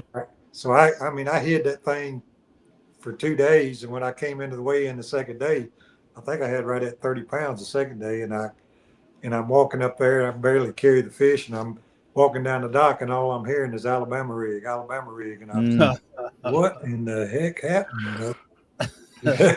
Bill Taylor met me halfway up the hill, and he said, man, I'm sorry. He said, they put that thing on the internet at 8 o'clock this morning. And I was like, golly. Man, that opened a whole can. Yeah. Yeah, it really did. Yeah. But, I threw that thing on at the time I was with Pinnacle, and I threw it on a Pinnacle flipping rod with a 6-to-1 gear ratio reel, and with that 65-pound test floor braid. And I think I lost one bait, and I had the arm break off of one of my other baits. But I caught, I don't know how many fish I caught. One time I had 4 on at a time. I only ended up with 2 at the boat. 2 of them came off. But that, I was catching 30 to 50 a day probably. Paul, did you ever use that Pinnacle, that line through rod from them? No, I didn't. Back when I first started with Pinnacle, they really made a good product. I was impressed with their rods and their reels. they kind of, after a couple of years, they kind of, I don't know what happened there. So they got a few batches of bad rods and stuff, and they were breaking and stuff. But the stuff I used with them was really, really good stuff. But that thing started a whole revolution of Oh yeah, reels, line. It was just crazy. That's what really got me when they banned it. yeah. They Because killed an aspect of what could have been a new industry, or a new aspect of the industry. It was crazy, and what and I've said it already tonight. But what they did to Andy was bad, and I mean what they did to me. I'll tell you this. I don't mind making it public now. My first royalty check on the Alabama rig, 6 months after October, was $126,000. Oh my gosh! That was a 3% royalty. Wow. And what I don't know how much Andy and Bass and Mans made, but it wasn't enough for what I felt like he deserved to make. And also me, but it was like, I couldn't understand, because a few anglers went berserk saying, "Oh, it's going to win every tournament, and we can't fish against it, and it's going to end all the other bait sales." And I mean, they were talking about, they didn't understand it, but at the time they were talking about LiveScope, because that's what LiveScope turned into more so. Which I don't have a problem with LiveScope. I think it's great. I don't think you should ban any kind of technology. I think you need to study it and regulate it. But I don't think you need to ban any kind of new technology that opens up a way to catch fish, and legally. And so, I was totally frustrated with the whole thing of what Bass did, and I just, nothing could make me understand why they didn't treat it like something they needed to look at and govern, but not just totally ban. Because when they did that, they also banned a lot of techniques like the double fluke rig and things like that. All that had to go away because front runner on a top water bait. All that had to go away, but just because of a handful of anglers were cowards. It didn't suit their style. They were cowards. Well, it was a bad deal all the way around. Yeah, and I was at Bass when they decided to ban it, and I was at Bass and they passed along the first draft of the new rule to ban the Alabama rig, and they showed it to me, and I said, "Congratulations, folks! You've just banned the spinnerbait," and they had to go try again, because if you're not careful, you quickly have banned the spinnerbait, because the spinnerbait is a lure on one side and an attractor on the other, and they had. Yeah, it was, not a lot of thought going into some of that. It was a knee-jerk reaction by Bass, and I, there was Ken, the anglers that were good that had McInnes's ear, and it was one of those railroad jobs that should have never happened. I think that if a company that had been spending big dollars with Bass at the time had been making one, or had made the one that you used to win, it would have had an entirely different fate. Oh yeah, for sure. I mean, but even what blew my mind was all these companies were selling out of their braid. They were selling out of every jig head they could make, every swim bait they could make. Every swim bait, yep. It was, they were making new reels for it, rods for it. I mean, for a company like Berkeley should have said, "No, you're not banning that. You're out of your mind if you think you're going to ban that." It didn't make any sense. No, it certainly didn't. I mean, that was the great shame of it, is they banned an aspect of the industry when they did that. They killed a lot of small swim bait sales when they did that. Like you said, the jig heads got killed. Of course, they had a major comeback in the last 4 or 5 years. Oh yeah, jig and minnow baits, but right. Well, let's go to what you're throwing it on now, Paul. You said you're throwing on 20, 25-pound fluorocarbon. What's your go-to rod for an Alabama rig when you throw one these days? Well, I throw it on a 710 heavy action rod with a moderate tip. Okay. You want to mention a brand or no? Yeah, FX Custom Rods. Okay.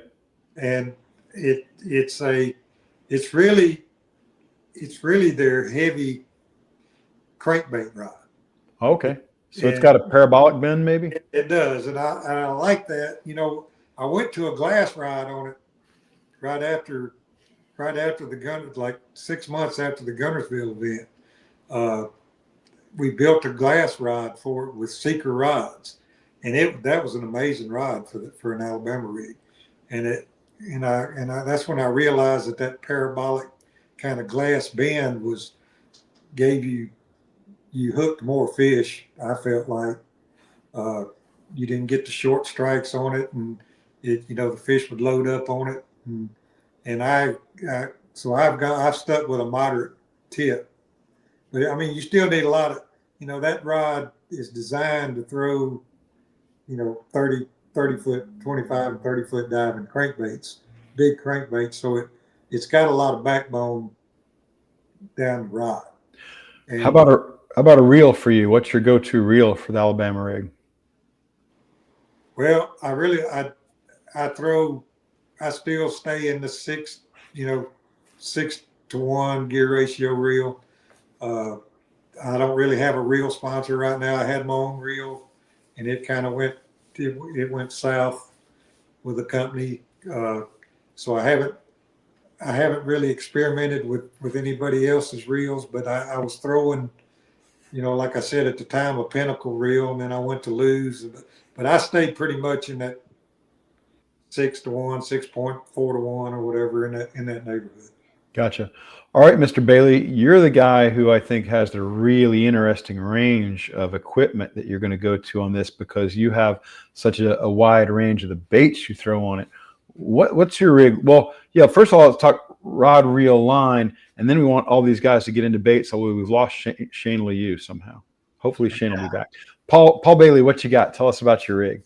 All right, so I throw it on a couple different rods. The main setup I throw it on is going to be an 8-foot 4-power rod. It's an iRod 804 is what it is, and I need the 8-foot 4 because I'm throwing the bigger A rig. I throw usually my standard setup on my A rig is going to be a 4.8 size bait on 6 or 7 of the wires, and then I'm going to have a 2.8 on the inside of the wires. And so that's going to kind of give me my 14 bait setup, and I'll have some blades and stuff in there. So with it being heavy and I've got all this extra drag going on, I definitely fish an 8-foot 4-power. I throw it on 65-pound braid, and I use a 30-pound monofilament leader most of the time.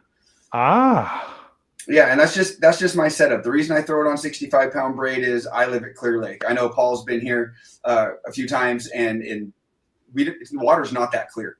If we get 6, 7, 8-foot visibility on Clear Lake, that's considered really, really clear. So typically we're looking at 1 to 3 foot visibility here. They're not seeing the line over the wires, this and that. The main reason I run the braid is so that when I do get stuck in a rock, I can usually flip that rock over in 60-pound braid or 65-pound. and how about the reel? It gives me more float. And then also the reel, I'm throwing a 5.4-to-1 Corrado. A Shimano Cardiff. It's a $95 reel. I've been fishing them for 15 years, some of them. Wow. And okay. Very simple setup, 5.4-to-1 gear ratio, 8-foot 4-power rod. It's hard to find 5.4-to-1 anymore. Yeah. Go ahead. It's hard to find 5.4-to-1 anymore. When Paul and I were young, if you could find 3.5-to-1, you were lightning fast. Wow. That was outrageous. You had to buy a special kit from Gator Grip to go to 5-to-1. Am I right, Paul? Yeah. Quantum came out with a cranking reel of 3.8-to-1 cranking reel when I was with them way back. Oh when everything had been climbing. We were up to like 7-to-1, I think. But we built that 3.8-to-1, and I was messing around in my shed last year, and I I found one of them and I put it on a rod to just to relive it. And it seemed like it took 10 minutes to reel a crankbait in. I think Ryobi made it like a 3.8 to 1 for a while, like in the early 80s. Yeah. But Paul, you're throwing a 5.4 to 1 Cardiff. Talk to me a little bit more about that mono leader. How long is your I think you said 30-pound mono leader? Oh yeah, I'll run a 30-pound mono leader on it a lot of the times. It's basically the length of the rod, 6-7 feet. I don't want my knot coming into the reel when I'm winding the bait back. I don't want it in there when I'm casting. I want it kind of between my reel and the first guide there. Gotcha. And that's what basically knot do you like? Say it again. Balloon. Well, I'm sorry. What knot do you like?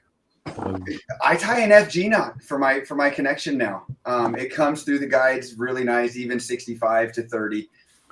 Everything else seems to eventually, when you're fishing that thick a line on some of these rods, eventually I'm blowing out guides if I don't use that FG. So Shane, did you hear that? Paul Bailey has 3 arms because he ties the FG. You have the human body is an arm short of being able to tie the FG. Oh, what's the purpose of the mono leader? Yeah. The purpose of the mono leader for me, it's just to give it just a little bit of stretch, especially when I get stuck. So if I go straight to 65 and I'm stuck in a big rock, or there's a lot of junk at the bottom of this lake, anchors, all sorts of stuff. I've been stuck on everything. I notice I break way more of them off if I go straight to 65 than if I go 65 through to a 30-pound mono leader. For some reason, it'll let me bend the hook out and I can get it back just a few more times. I'm not saying it's a must-have, but that's the main reason I do that. Okay. Wow. I thought you might have been. You felt like the braid tangled up in the wires more than and that is a very good fact. When you're casting this thing, especially into the wind, those things absolutely do the helicopter. And that 30-pound braid is really, or the 30-pound mono is a lot stiffer. I don't get as much helicopter going when I do the 30-pound mono. But what it does do is it helps it float a little bit more.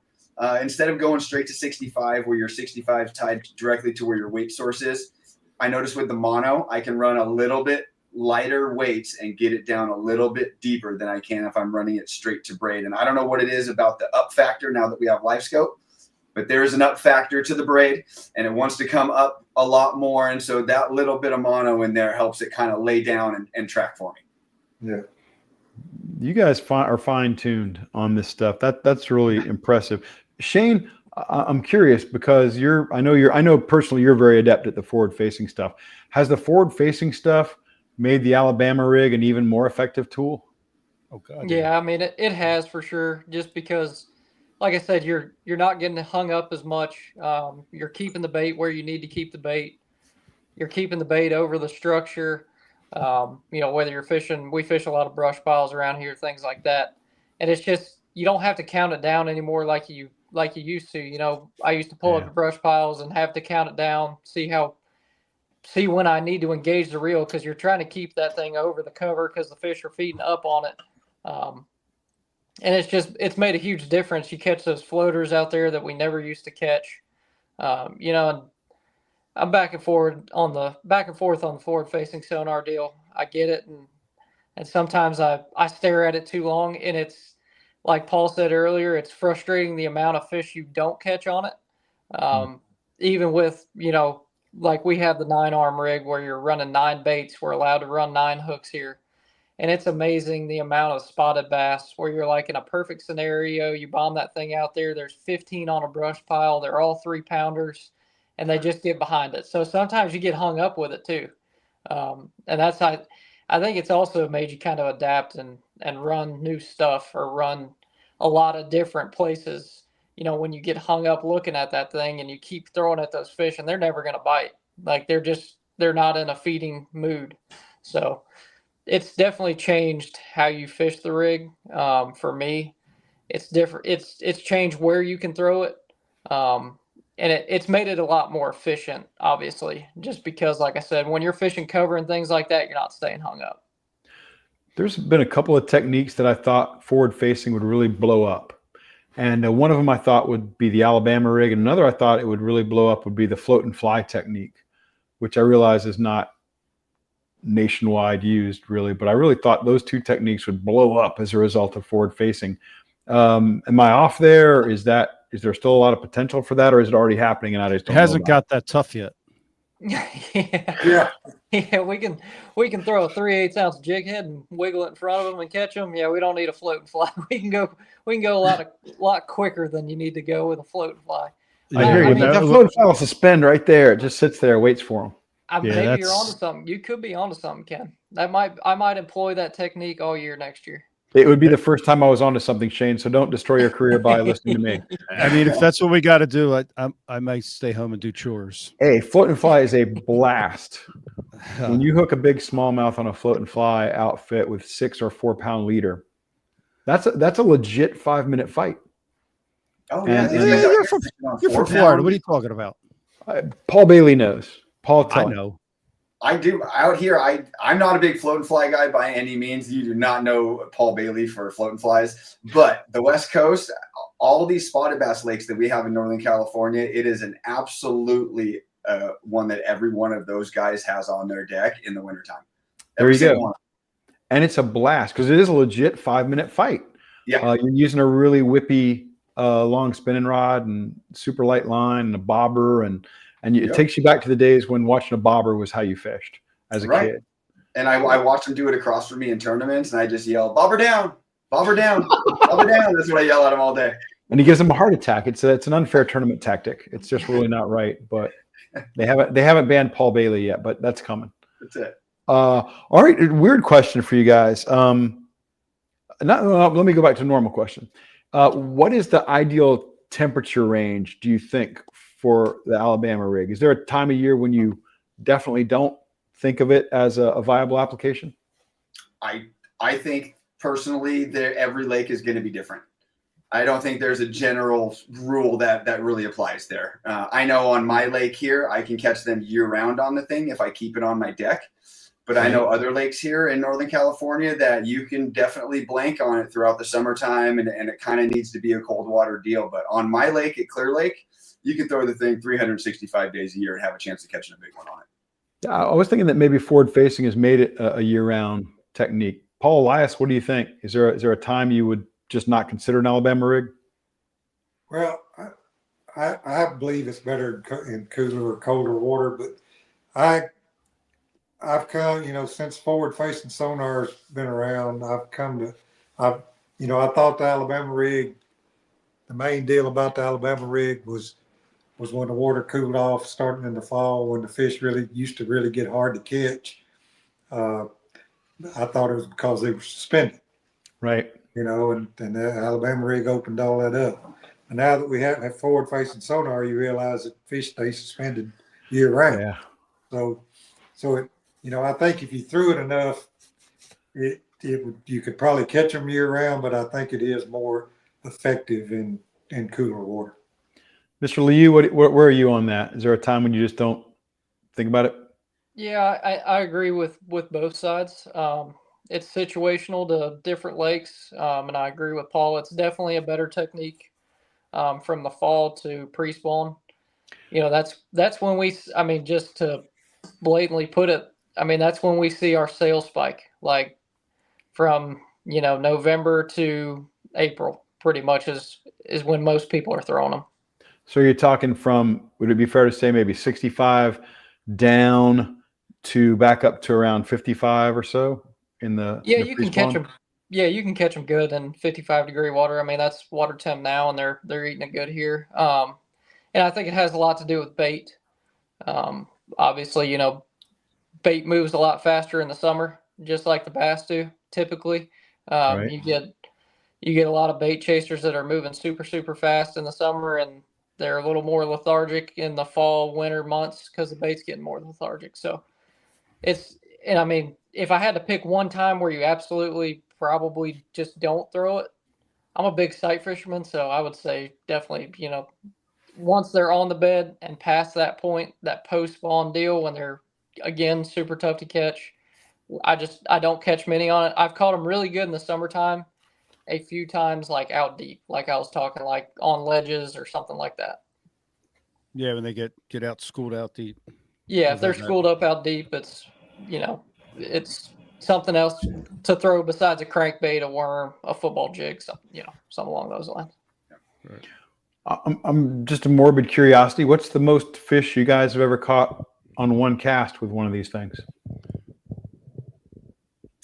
The most BTC. Let me start with you. Let me start with BTC. 2. He's caught 2. I've caught my only ever doubleheader on an A rig, and this was pretty long time ago. And I snapped it off on the next cast. Yep. All right, Mr. Bailey, what's your personal record for numbers on a single cast with an Alabama? We're only allowed 3 hooks in California, so I've caught 3 at one time. I've done that, I don't know, two or 3 times. It's not something that happens a lot. But the best 3 where I had 3 5-pounders bite that thing, I think the darn near same exact time, and I got all 3 of them suckers in. Oh man, that's very cool, and that's what all the cowards worried about was a guy going out there and catching 3 to 5, beating their entire day in one cast. Yeah, and the best I'd done in a tournament, 10 minutes to go in the tournament, pulled up to my best spot of the day, chucked that sucker out there, gave it a double pump, and caught a 6 and a 7 at the same time. Oh my gosh, that's awesome! Got him in and called out 2 and ran in and 3rd place. But it was so fantastic. Cool. when Bass banned the Alabama rig, I was still working for Bass, and I said, "Come on, people, this thing is not the devil. I assure you that you could give me the best swim baits on the planet to throw in my Alabama rig, and you could give tennis shoes to Paul Bailey, and he will still outfish me because he's going to find them and he's going to do a better presentation and all that. And his tennis shoes on an Alabama rig are going to beat my best swim baits." Paul Elias, I tell people all the time on Clear Lake that the fish in this lake some days are so dumb they'll eat your tennis shoe. And it's just where I live. I could go to Texas and I wouldn't be able to repeat anything I do up here. The Clear Lake fish are extra stupid, and I love to tell people that because they really are. They really are. That's pretty awesome to hear. Makes me want to go to Clear Lake. Paul Elias, what about you? What's the most you ever caught on a single cast? The most I've ever boated is 3. 3? A couple of years ago, I took Uncle Si from Duck Dynasty fishing, and we were throwing Alabama rigs, and he had 5 on them. And they got up to the boat, and one came off, saw the one come off right when they got visible, and we landed 4 out of the 5. So that's the most I've ever seen caught on one sport. That's impressive. That's pretty cool. I got to admit that's cool. Shane, how about you? 3 on the 5 arm, and we make a 9 arm with 9 hooks, and I've caught 5 spotted bass at once. And surprisingly, so we make a double, so it's got 5 on the bottom and 4 on the top. I had 3 on the top arms and only 2 on the bottom arms. So they had to swim around the bottom arms the first 3. They were schooling. Weird.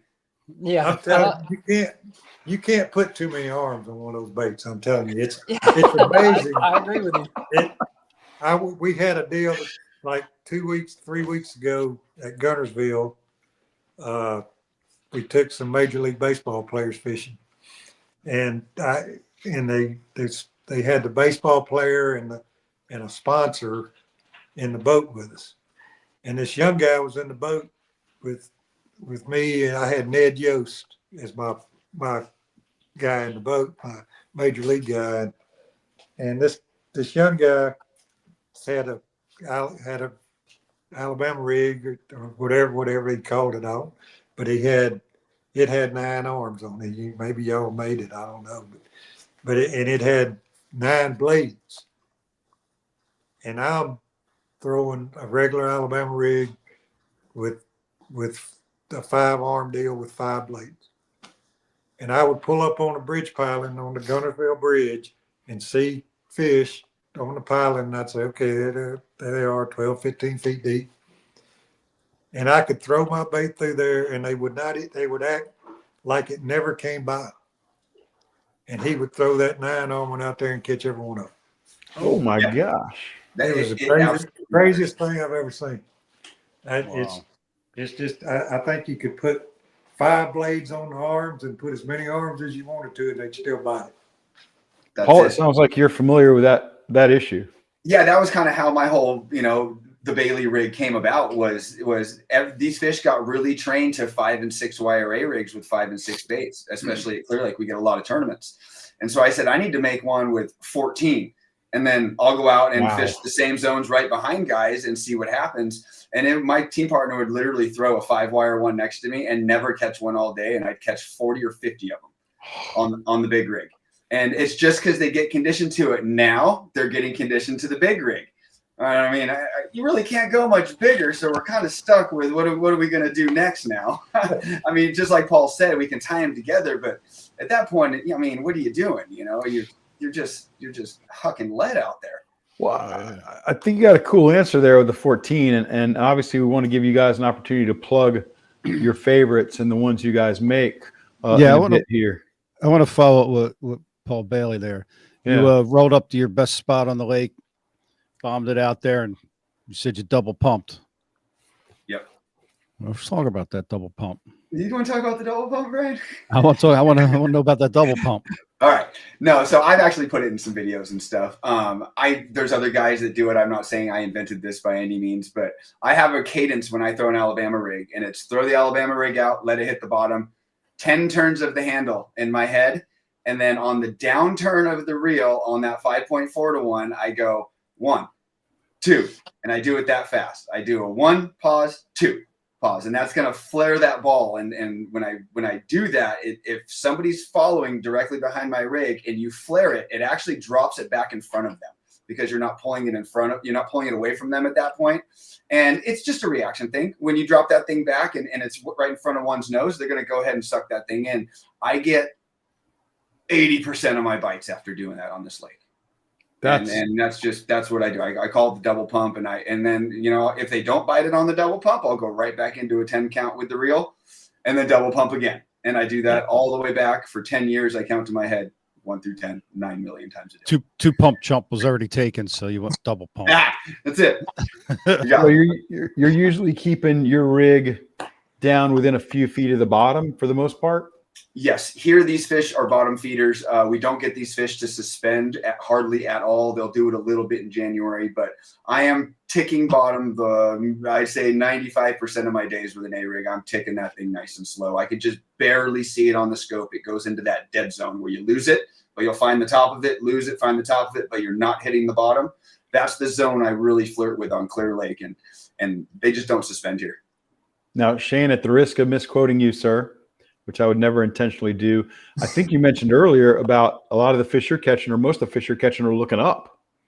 Yeah, that sounds like a whole different pattern. Yeah, most of the places around here, it's a mix of spotted bass and largemouth.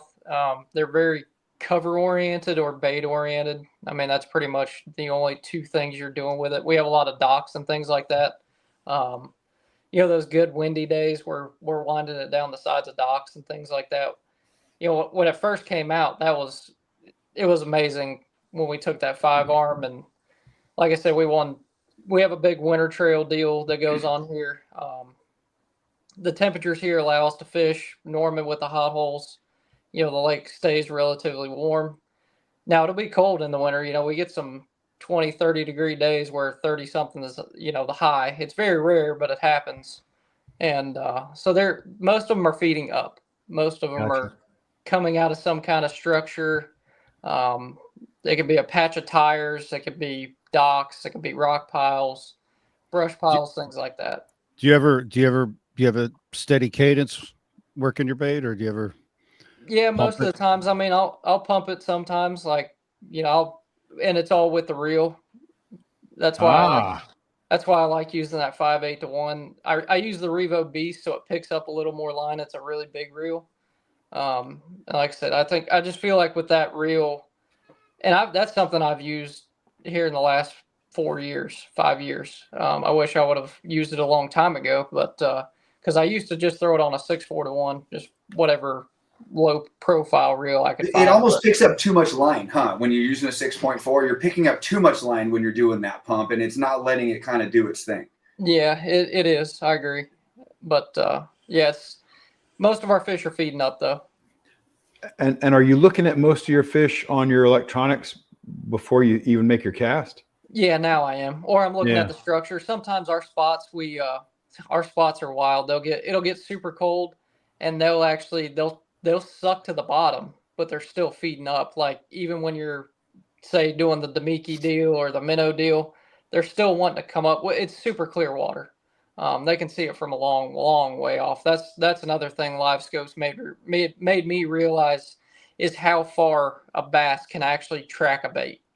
Like I'll start dropping a Demiki over 50, and once it hits 20, they feel it or whatever they do. They see it coming. It's wild, and you got 6 to 8 foot visibility with our eyeballs when they've got 30. So it's pretty incredible but they will suck to the bottom. Most of them are.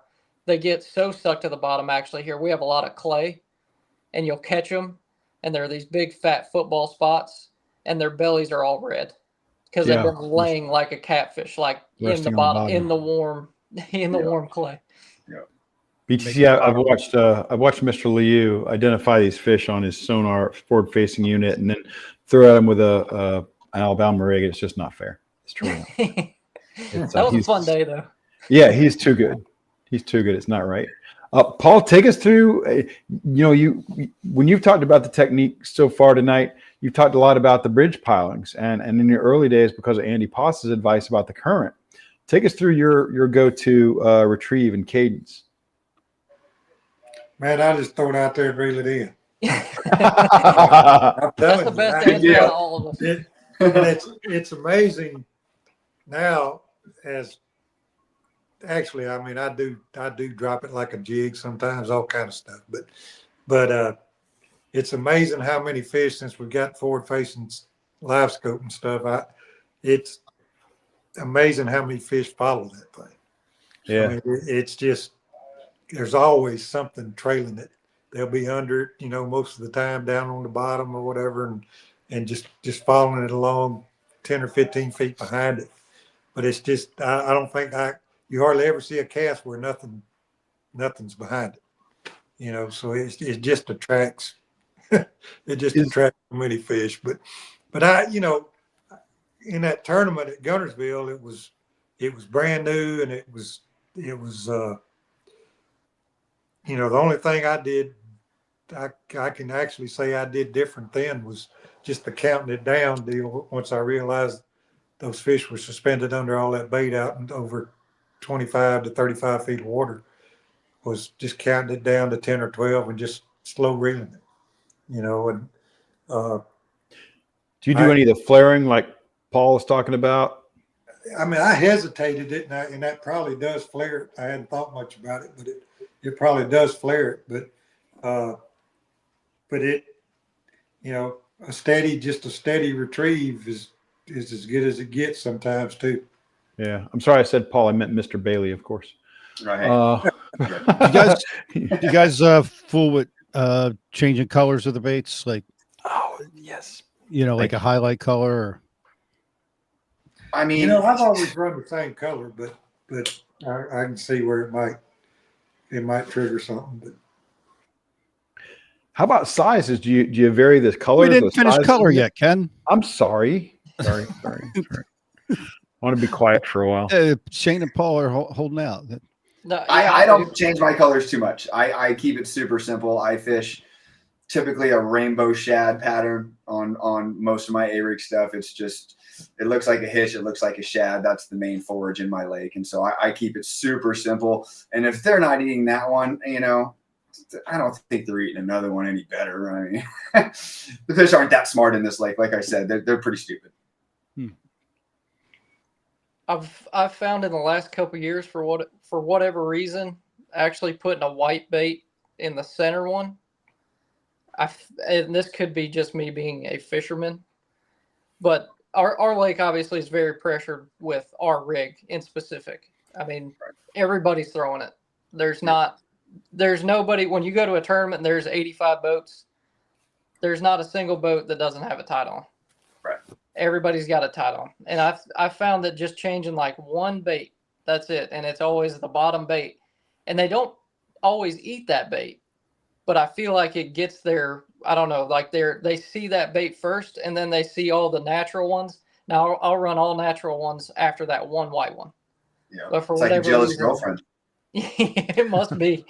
They And get it's jealous. just, They're like, oh, what's that one? yeah, it gets their attention a little better. Like, and I've seen that on the LiveScope. Like, you throw 9 of the same colors some days, and then all of a sudden you switch it to a white one. You throw it over the same pile, and they're like, "Wait a minute, 9 of the same shad just came by, but now there's one white one in that group." They don't always eat that one though, but it'll get them to where they're like super, super aggressive. It doesn't happen every time, obviously. It's a bass. Yeah. I think it's more of like they almost get jealous that something is eating and they're not, and Yeah, that chase. something could be the different color bait in there, you know. And I think it has to do with that sometimes. Yeah. Yep. Paul Elias hasn't answered the color question yet. Yeah, I Sorry to did. interrupt. I stick with the same colors. You know, I actually experimented, like trying to put I would put a bigger swim bait on the middle arm, and thinking maybe that might key them to bite, especially when they made us go to three hooks on 5 baits. I thought I could key them in on a bait that had a hook on it, but it didn't seem to make any difference. Even when I had something different on the rig, it seemed like they always bit the most consistent color on the rig. So I pretty much stay with the same color on all the baits. I put a chatterbait on the middle arm one time. Does it Didn't still do wiggle? nothing. Yeah, it shook the A rig a little bit, but Did it? I put one on the head of my A-rig once, but there's just so much drag back there. That thing would not wiggle consistently. I tried to make it work, and I gave up. I used about 65 different chatterbait heads that I could find around. And I never could get it to wiggle. What about the chatterbait big blade thing? You know that. I know. That might be You get it big enough, it'll wiggle. Let's call Daniel Nussbaum and have him put something in production for us. I love Daniel Nussbaum. He's a fabulous human being. And Daniel, you need to bake an A-rig chatterbait. I love Please. Stromboli. How about a bait of a different size? Paul started to address that, and I think, Paul, you said that one of a different size didn't seem to make a big difference to your rig. Was that? It didn't. You know, I never got bit on the bigger one. So, you know, and I was catching quite a few fish, and they actually never bit the center bait, and it was, I think I had 4-inch swim baits and like a 6-inch swim bait in the middle, and I never caught a fish on the 6-inch bait. You know? Mr. How Bailey, about still you? Yeah, Bailey, did you throw 5 HUDs on that thing yet? Oh yeah, I put 5 HUDs on. I put 5. Oh my God! 6-inch ospreys on the thing. You can't throw 5 HUDs. You can't physically do it. I mean, yeah, it's cool to say you did it, you know, once or twice, but people honestly thought that's how I was winning tournaments here. They're like, oh, he's just putting 5 HUDs on a special A rig that he makes, and that's why he's winning tournaments. And that's why his right shoulder is 5 times as large as his left shoulder. Yeah, I mean, you can put some 5 or 6 6-inch baits on a rig, and you can bomb that thing all day, and you can kind of get away with it. And I'm going to go back to what Paul said earlier. I never found that the bigger baits were key. I've always found that a 3 to 4.5-inch bait on an A rig is suffice, and you don't need. Now, the more 3 and 4-inch baits you can get on the rig, I believe works, but you don't need to go just giant big baits on these A rigs and have it. I put a lot of time trying. I never had a day where I was like, oh my gosh, I need to do this again. It was always like, oh, well, this sucked, and just throw a regular A rig and there you go, catch fish again. Right. How about position? I'm sorry, Shane, did you want to comment on the varying the size of the baits? I agree with both of them. It doesn't change anything. I've tried it several different ways with the 5-arm, the 9-arm. It's never made a difference for me. You guys have talked about this a little bit, but I want to zero in on it with all 3 of you, if you don't mind. How about placement of the baits? I've always heard that the most trailing bait gets bit the most. The one in the middle gets bit the most. Is there a trend in that? I don't think. I mean, like I said, we make a 9-arm, and like I said, when I caught 5 at a time, I had 4 on the top ones. I mean, they had to go around 5 baits to get to those first 4. So I don't think so. I mean, Amazing. You know, I think they come to that thing like they're just going to blow through a watershed. exactly. Yeah. You know, and so it's just whichever hook gets them first. And it was really amazing to me when we had to go to 3 hooks with 5 baits that how many times you got hit on those dummy baits. You know, I mean, it just knocked the fire out of it and not hook up with anything. So you knew that's what they did. And so, I really believe it's just they're coming up through there like they're blowing into a watershed.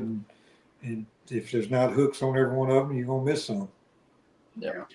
And here on my lake, like I've said to you guys, they're feeding on the bottom. I very rarely even have teeth marks on any of my top teasers.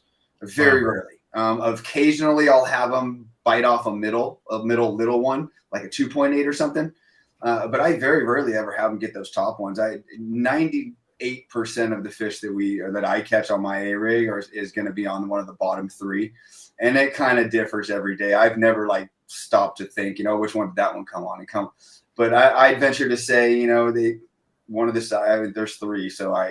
But very rarely do my top A-rig teasers have any bite marks anywhere on them.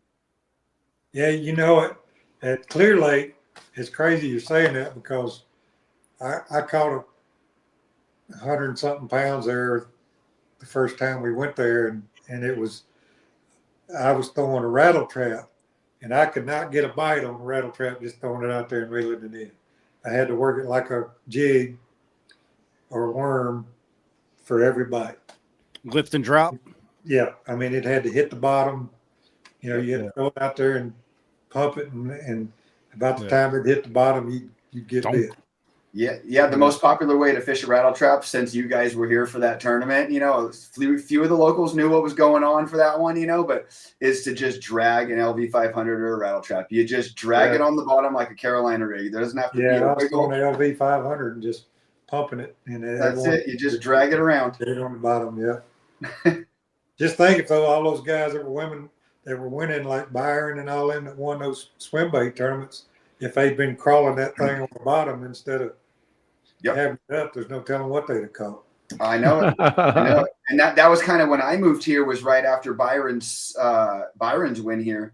And that kind of clued me into I need to be going slow and on the bottom, because both Steve Kennedy when he was here and then Byron when he won that one, they were both cruising at kind of mid-water. I know Byron was a little closer to the bottom. He was mentioning he had those green stains on the bottom of his bait from dragging it through that new grass that we get. But yeah, these fish are bottom feeders, man.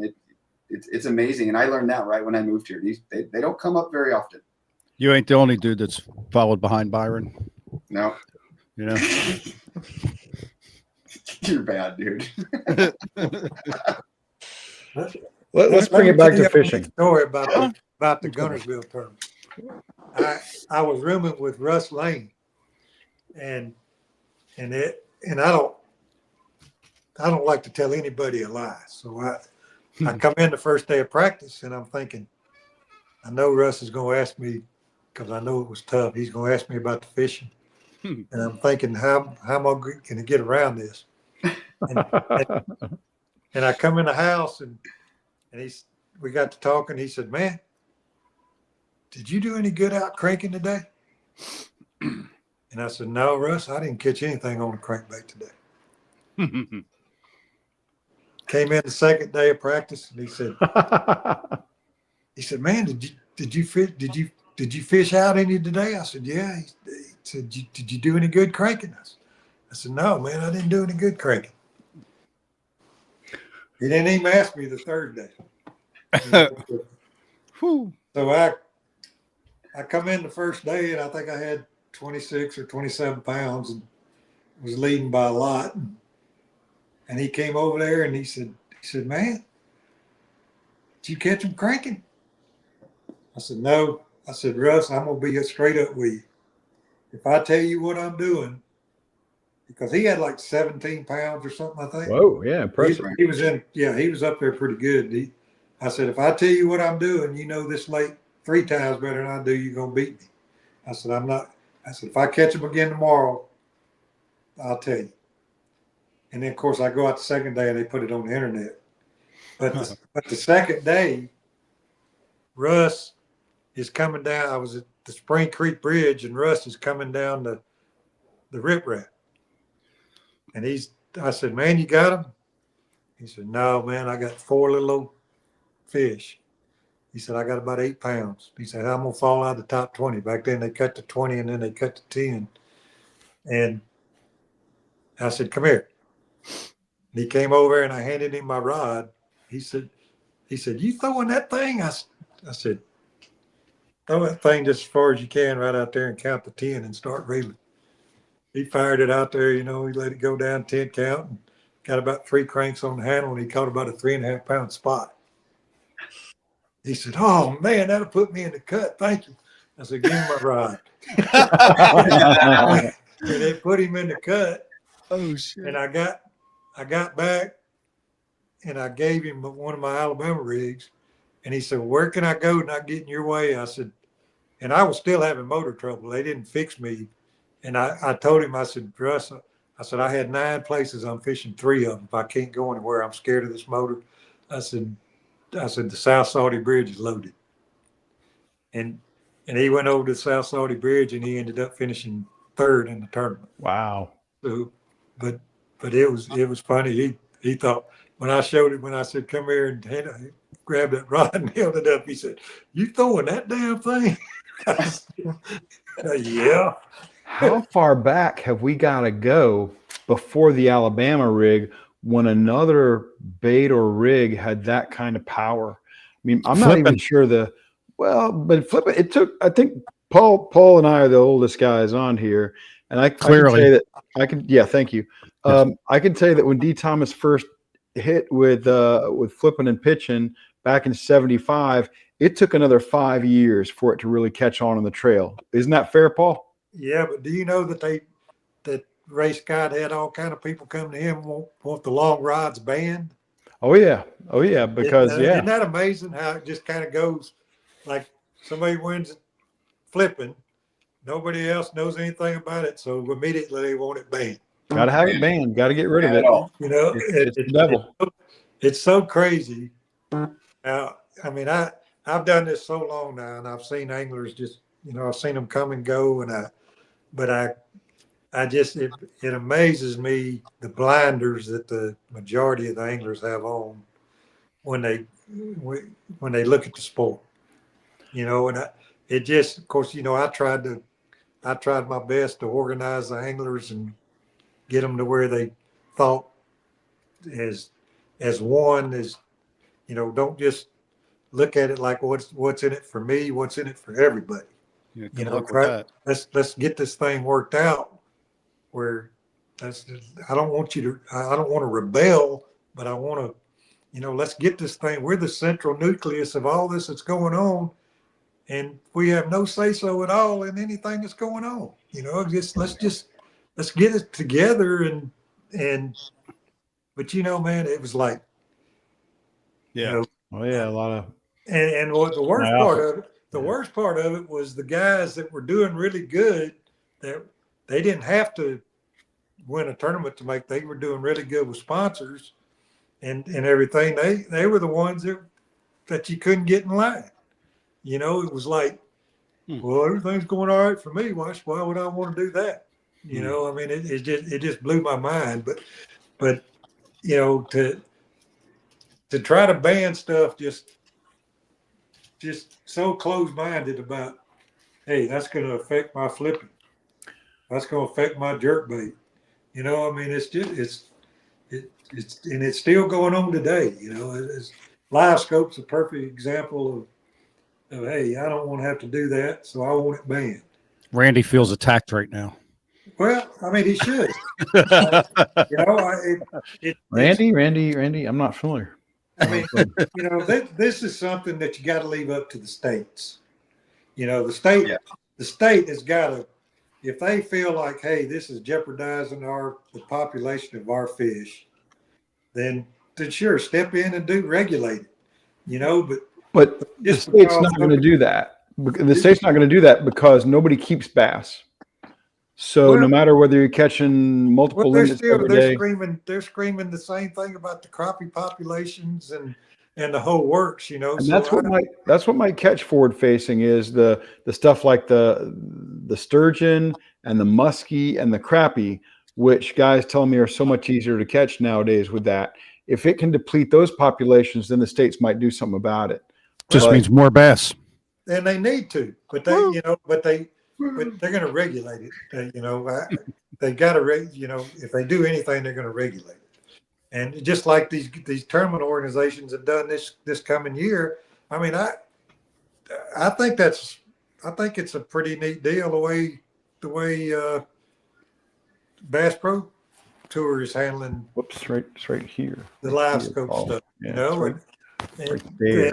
and Bass took a positive step, but There we go. you know, one live scope transducer is not going to stop live scope from winning all the tournaments. Don't tell that to Shane Lehew. Don't say But, that I mean, to him. It's not. It's gonna. I mean, it's gonna impede the good scopers some probably. He's in the one transducer league. Well, but the bad. Yeah, I know he is, but it's still not going to stop live scope from winning. No. I agree. Yeah, everybody tells me that whether they got one transducer or 5 or 7, you know, shouldn't the way matter the much. Bass Pro Tour is doing it, or Major League Fishing's doing it, I think makes more sense to let you use it one day and then not use it another day. You know, It's one period per day, I think. well, I like the fact that there's a variety like now. on Tackle Warehouse, the first two qualifying days you can use it one day and you can't use it the next day. Okay, I got you. You know, so I think going about it, at least they're trying to satisfy everybody. I like their moves with it. I do. You know, it's not like like they did with the Alabama rig. It's not, hey, no, you can't throw. You know, Yeah, so, that was, I'm going to use the word again, cowardice. well, I mean, you would think a company like that started the whole thing would really not have a knee-jerk reaction and do something. Of course, they would have already banned LiveScope if it wasn't for how much money the depth finder companies put into pro fishing.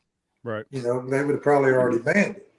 But it's great that they're trying to take positive steps toward satisfying everybody.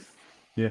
Well, we're getting some questions in the YouTube chat, and I was going to bring this up anyway. So let's talk baits. Let's talk about the, whatever they are, whether you're throwing chatterbaits on there, or big swim baits, or grubs, or whatever. Yeah, well, what are your go-tos? Yeah, like what's coming? What's the new baits that you're putting on the back of them things? Senkos. Wacky Senkos. It's a wacky Senko thing. And Paul Bailey's got 14 wacky Senkos. They're all black. All black. In honor of, he calls it the Glusick rig. Yes. Yeah, it's lay on the bottom and do nothing all day. No, yeah, I set my rig up. I set my rig up a specific way. Usually, the big rig that I throw, like I said before, I'll put all 3.8s or all 4.8s on the ends of the wires on the 7 wires, and then I'll have all 2.8s halfway down the wires with a blade in between those. And that just kind of gives me a nice even spread to where every time I see shad on this lake, usually the little ones are up top. They're the ones flicking around. You can see little 1-inchers, but if you stick your rod in the water and spook them, you see the 3 and 4 inchers a couple feet below those. So I always try to keep the little ones inside and on the top and the bigger ones on the bottom, and that's just how I set it up. But I typically throw, like I said, a 2.8 to a 4.8 Kitech or Gancraft Bariki shad on there, and that's just what I throw on there. I don't get super technical. If they're not biting it that day, I'm not going to change everything on there to make them happy. Shane, how about you? Yeah, I'm pretty much the same. For me, it's mostly 2.8s to 3.8s, especially around where I live. Our bait, it's not, I mean, we get some herring, and those, the herring are 4 or 5 inches long, but for us, mostly it's a 2.8 inch size bait. Just the Berkeley Power Swimmers. They hold up a long, long time. I can catch a lot of fish on them. I don't have to mess with baits a lot, and I really don't mix it up a whole lot. It's a 2.8 or a 3.8. Paul? I'm the same. I've that I was throwing originally 5 and 6 inch swim baits on them, but I've gone down to the smaller ones. I usually throw actually I think it's a 3.25 Strike King and I mix it up most of the time. It's Strike King swim baits. Y'all like something that's got a paddle tail or it's got a kick to it rather than something like a fluke? Yeah, I usually throw some kicker tails on them. Yeah, I want something thumping. I want that thing making as much noise and movement and vibration, and I want to trigger every sensor in their head. He wants that thump. I'm saying paddle tails for me too. Yeah, I've thrown it with the fork tails and stuff, and it just looked dead. I thought it looked dead. I'm curious about watercolor. Yes. Is there do you need a certain level of visibility before you'll throw an A rig, or does it matter? No, not on my lake. I mean, it could be chocolate brown, just range 7 inches, and the lakes come up 2 feet, and they'll still eat it. They eat the glide baits in the mud. They eat the paddle tails in the mud. They eat the A rigs in the mud. They eat everything in the mud. But I'm sure that is very lake relative. We got a weird place. Like I told you, they're extra stupid here. You ever throw Colorado blades on that thing? No, less drag, the best. I'm trying to find the least amount of drag coming in as possible in most scenarios. When they want me to go to a 4.8, that's about the most drag I'm going to feel on that thing. But I'm not going to put a Colorado on there to create more drag. I'll just go bigger with the baits. Paul Elias, we need to go retro and throw like a Deadly Dudley blade on there. Remember that? Yeah, I remember that. The hell's that? I'll show you sometime. I'll tell you when you're older. All right. I'm pretty old. There's been so many baits that came and went. I'm trying to think of did you ever use a Tommy special? I did not, but I know what you're talking about. That that was really the first buzz bait. Yeah. Or you gurgled it on top of the water like a buzz bait. Right. Yeah. Yeah. These guys don't appreciate what it was like trying to make a buzz bait go when you got a 3.5 to 1 reel. Oh my God. You had to look ridiculous, like an old black and white movie sped up. Yeah, it's crazy. You wouldn't believe, and you're holding your rod tip as high as you can get it, and you're cranking as fast as you can go. I mean, Paul, tell me. That's why when we grew up fishing, fishermen were picked on. We had to hide it. The Johnny O'Neill weed you wing, guys. That was ridiculous to try to buzz that thing. Hey, that thing was an awesome bait, though. It was, but to try to make it stay on top of the water was a job. Yeah, I caught a lot of big fish on that thing, though. You look at it now and you think about what crap it's made of. The bad hook, the hook's way too small. Oh, yeah. If it were made today, it'd be a totally different lure. But yeah, the Johnny O'Neill weed wing. Look it up, folks. Look it up. Or the Deadly Dudley. That's a different deal in California. I had one of those weed wings and I was fishing with Doug Hannon on Toho. And I broke that thing out and threw it out there and started buzzing it across the surface. And he said, "What is that? Let me see that." When I got it in, he said, "Let me see that." And I got to telling him about it, and he was looking at it, and he said, "Man, that's pretty dang cool." I said, "Yeah, the blade gets messed up sometimes, and it wallers out, and it doesn't last long." We got in that night. He took that thing apart, put a little bead between the blade and the spoon, and that thing, I couldn't believe how much better that thing worked. I was like, God. He was a mad scientist, Doug was. He saw it. He looked at that thing and it got his attention so quick because he'd never seen one, and he modified it 5 hours later. Yeah, that's cool. He was a mad scientist and a genius in a lot of ways. Shane Lehew, do you get tired of me and Paul Elias talking about baits that were really dead before you were born? No, absolutely not. I I'm a big fan of the old Bassmaster lives. Like I usually wake up, have a cup of coffee and some breakfast, and my wife will attest to this. And I crank up like a 80s to early 90s old school Bassmaster.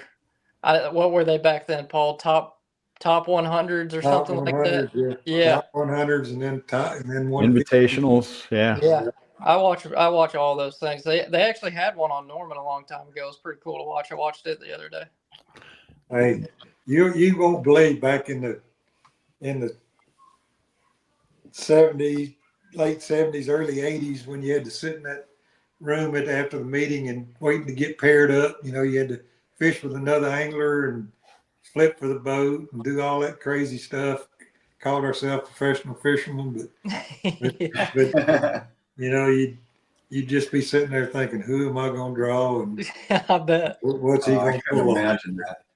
I love that. I like the old school era of fishing, like that shallow water power fishing, like that. That gets me going. That's cool. I love how retro you are, sir. I I I'm old would love school. to see two anglers and the two pro anglers that don't necessarily want to be, but end up being in the same boat together, having a Can fun. you imagine absolutely. that with LiveScope now? Right, Oh absolutely. wow. Yeah. Well, and live coverage. Paul, Yeah. Mr. Elias remembers the day when there was a show on TV called Match Fishing, where you'd have like Paul Elias and Hank Parker, and they're in the same boat, and there's a tape line that runs across the middle of the boat from Joe from Thomas port to is still doing starboard. that. Yeah, You Yeah. still do it. Same, And- right? Just, you know, he modified it some, but it's still the same thing. Yep. yeah, and you're not allowed to cast across that line, and so you can really back in somebody. And these days of forward facing, it would be just ugly and brutal. But it was ugly and brutal then because, you know, Paul could back in Hank Parker and flip, and Hank's got nothing but open lake behind him. Makes for good TV. It really does. It was, yeah. And all this, there was a lot of strategy to it too. Cause like, when it's your turn to run the boat, at the end of your turn to run the boat, you might run 6, 7, 8 miles far, far away from anywhere where anybody would want to fish, just to keep that guy further away from where he wanted to go.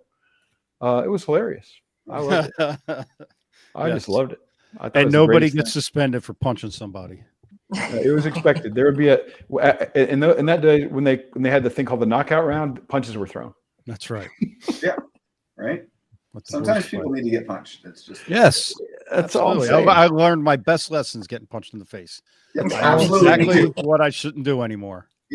My brother taught me real quick what not to say. Uh-huh. You know, they say bullying is a bad thing within Yeah. limits. With It's Eh. okay. Yeah. a little bit bullying. Shane Lehew, can it get too dirty for the Alabama rig? Can the water get too muddy? Around here, yeah, it can. I mean, we get some heavy rains and things like that, and the lake will go from, like I said, you can see 4 to 8 feet deep, and then all of a sudden it's super muddy. You'll get a few bites on it, but not near as many as when it's clear or semi clear. I think a couple feet visibility, is kind of where I don't really draw the line necessarily, but it definitely gets tougher when it's like it'll get chocolate milk around here out of nowhere. Yeah, And Clay I live Banks. on a very residential lake. Like Norman's, it's got a house every 10 feet. Yeah. So You got gutters coming in everywhere. So what would you go to? I mean, we crank a lot. Like we have one of the better cranking lakes, I would say, in the South for like shallow cranking, especially if it gets a little windy, and even when it's clear, those spotted bass it'll be 48-degree water temps and they'll be in a foot of water, and it's gin clear. Like, and they'll gang up in wolf packs. It's so much fun. It's hard for me to get away from that. I'm a big shallow crankbait, and when it's muddy too, it does the same thing. Like it'll get muddy in that first week that it's muddy. It did that in the fall this year, like late summer. In our lake, usually in the fall, in late summer, it takes 14, 15 pounds to win. It was taking 20 pounds for a month. So if you had Alabama rig fish out and it got muddy, would you not throw the Alabama rig, or would you, or because they leave and go to the bank? Most of them go to the bank here. Yeah, because I'm sure like they don't see that muddy water a lot. So once they get that muddy water, we have a ton of crawdads, bluegills, and things like that they feed on. At certain times, even when the water's clear, it's a great brim bed fishing lake. It's got all that stuff, and I think when it gets muddy, it's just like it flips a switch in their brain.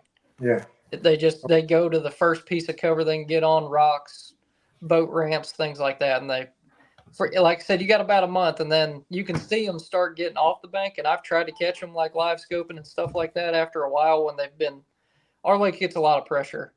I say it's close to, like, for the size of what our lake is, Norman now, it's kind of close to Guntersville as far as pressure for the size of the lake that it is.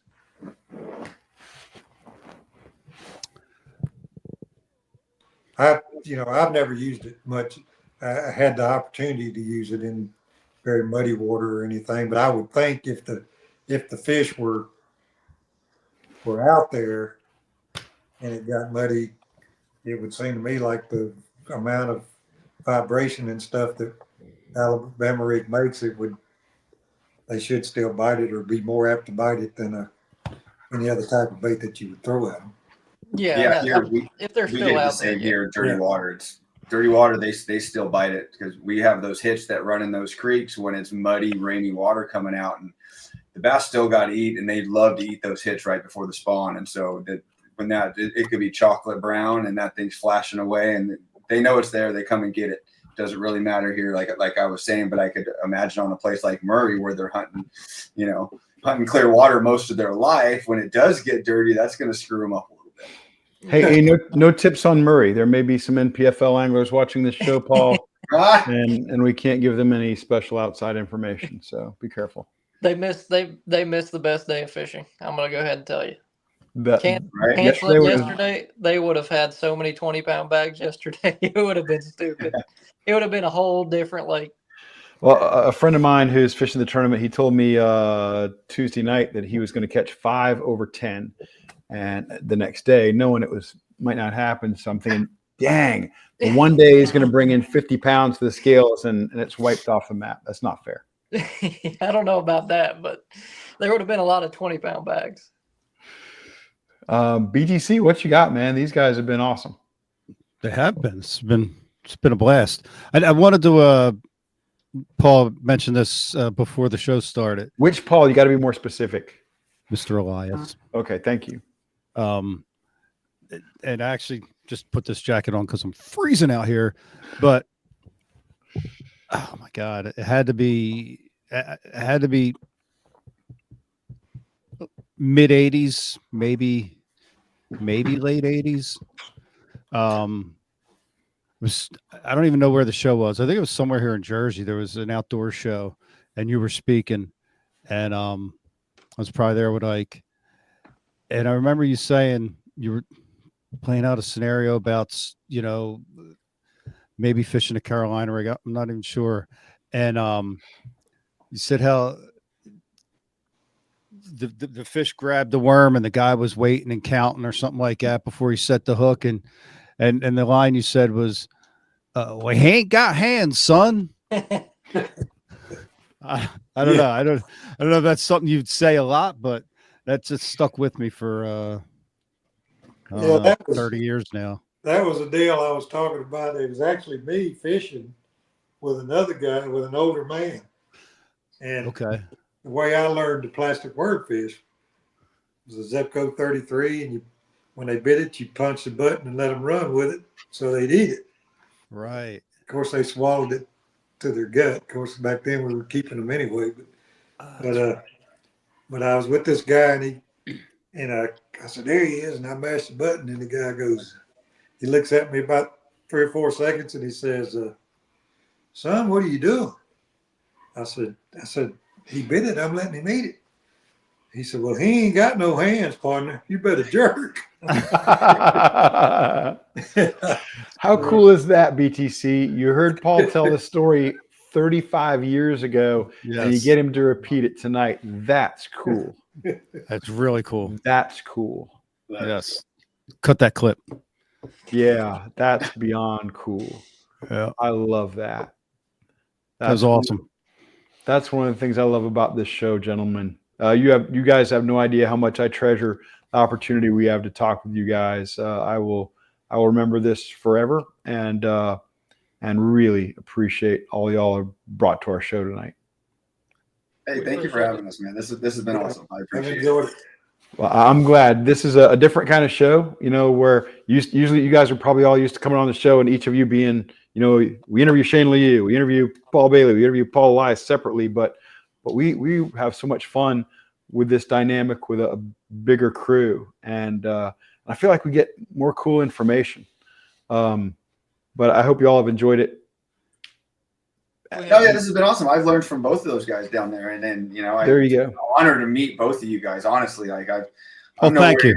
I'm nowhere near in the bass game as you guys are, but I've made it my life. I just didn't take it to tour level, and man, it's been an honor to meet you guys. Thank you.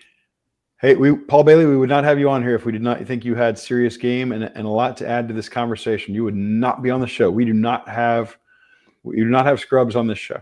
No scrubs. No scrubs ever on this show. I promise you. But BTC, did you have anything else, man? I think that's a wrap for this. Do we have any other good questions? I think that's about it, right? Man, I feel like I covered everything I anticipated us covering. We do have we got a giveaway. What is our giveaway for lures? We got a giveaway for lures and lead. I'm going to tell people right now. It's a Paul Elias question. I'll ask the question now if I can. If that's all right. You may. And everybody knows what the answer is in our group, so they'll be able to identify the first person with the correct answer. Paul Elias, of course, has the record for heaviest weight ever weighed in a BASS tournament, 4 days, 5 fish limit. What was that weight? It's an epic number. It's a lot like Joe DiMaggio's 56 game hitting streak, or Babe Ruth's 60 home runs, or something like that. It's a number like that. It's one of those epic. Or like 22 pounds 4 ounces for the world record. It's an epic number. Paul Elias has so many amazing historical moments in the sport. But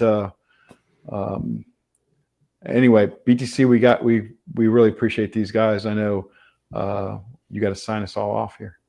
All right. Well, Ken, you wait. First, let's plug whatever you guys want to plug. Yes. Who do we want to start with, BTC? Who gets to plug first? Mr. Lehew. Shane, talk to us about any guide work you're doing, the baits you're selling, anything like that. We want to hear about it because folks want to fish like Shane Lehew. I haven't pushed the guiding as much this year. I've actually been selling Christmas lights. Okay. As a professional bass fisherman, sometimes you got to take on a second job. There you go. We're in that realm right now. No, I've been doing it for fun, but since the show's on A-Rigs and we've had a lot of great discussion. Both Pauls have had great insight on both of those things. So you're saying lights on your A-Rigs? Yeah, put holiday Genius. lights on. Merriam Bright is the company. Put little flashers on there. No, but definitely go check out Shane's Baits. We're on Tackle Warehouse now. That was new to this year and to last year, and Shane's Baits it's a staple in this area. It's growing as far as across the United States, so we're happy with that. But definitely go check out Shane's Baits either on Tackle Warehouse or shanesbaits.com. Hey, Shane, a handful of years ago, I guess it was at a classic. It's probably at the classic. We had you over to the Bass U booth and I think did an interview with you or something like that, seminar. And at any rate, I ended up walking with some Shane's Baits. I think you'd brought some over for Pete, and he's forgetful. So he made Brian took them. Yes, and then pretty much like the first tournament of the year, I was rocking, running late and doing like 90, and had a tackle box full of them fly out of the boat. Mm. Yeah, Well, I think we can fix that. Well, I was, it's not why I was asking, but that's cool. I'll send you my address right away. But yeah, it was terrible. Never even got to use them. That's pretty bad. Yeah, I've had that happen before. Usually it's when I lay a box on the front deck, and it's usually like old wiggle warts or something like that. You're running down the lake and you're like, Damn, there was a lot of money in that box. Yeah, there goes 40 wiggle warts, custom painted, right? Yeah. Yes. Oh, well, Shane, I'm a huge fan, man. I'm looking forward to seeing you at the Bassmaster Classic, if not sooner, where I will wish you luck as always and remind you that the only guy in that field who can beat Shane Lehew is Shane Lehew. So I want you to take him down. That's good advice. I appreciate it. I'm looking forward to Absolutely. it. Appreciate you, sir. Thanks so much for your time and genius and all you bring to the show. Really appreciate you. Well, thank you guys. I appreciate it. Thank you, Shane. All right. Have a good night, buddy. You too. Bam. Snapped him right on that. See, now, Paul's, just so you know, when he snaps, you do go into another region, but object permanency tells us that you will still exist somewhere. Okay. Yes. Good enough. Yeah. Mr. Bailey, what you got? Anything new coming out? Yeah, I just actually, it's funny that you asked me to do this when you asked me to do this, because I've been building a website for the last few weeks for my Bailey rigs. And today was the launch day at 5 p.m. So it just so happened that an hour later, we're doing this, talking about A-rigs. And it's almost like the man upstairs said, hey, dude, here you go, you know? How about so, that? but yeah, thebaileyrig.com. I make several different kinds. The big rig I'm talking about is called the Special. Go check it out. Thebaileyrig.com. It's the Special. It works everywhere. I promise you. That is fantastic. Thebaileyrig.com, folks. Thebaileyrig.com. Check it out. Paul Bailey, a genius angler, a superior designer. You're going to be your ticket to big fish. Paul, I had this tackle box full of Bailey rigs. Shameless. I knew it was coming too.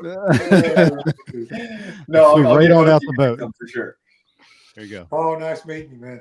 You too, Paul. Thank you for everything you've done, man. Appreciate you, Paul Bailey. You take care, sir. Thanks so much. Bud. Have a good night, man.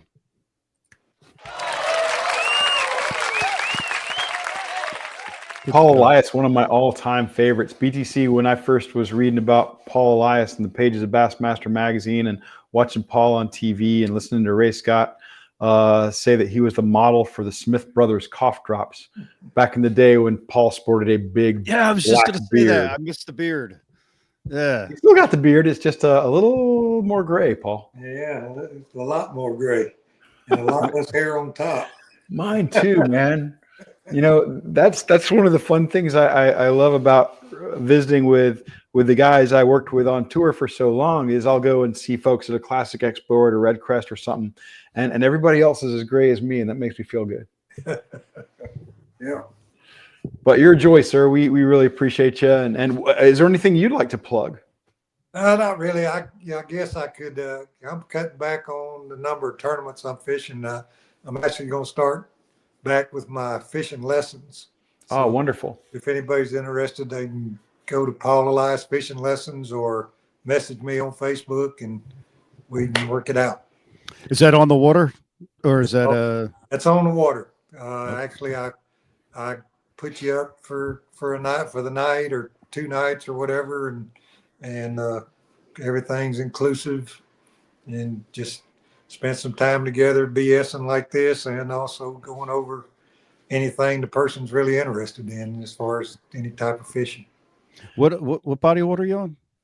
Well, I do most of it on a 780 acre lake that I have. Yeah. But I've got several small lakes around, state lakes around the area that we go to too. Okay.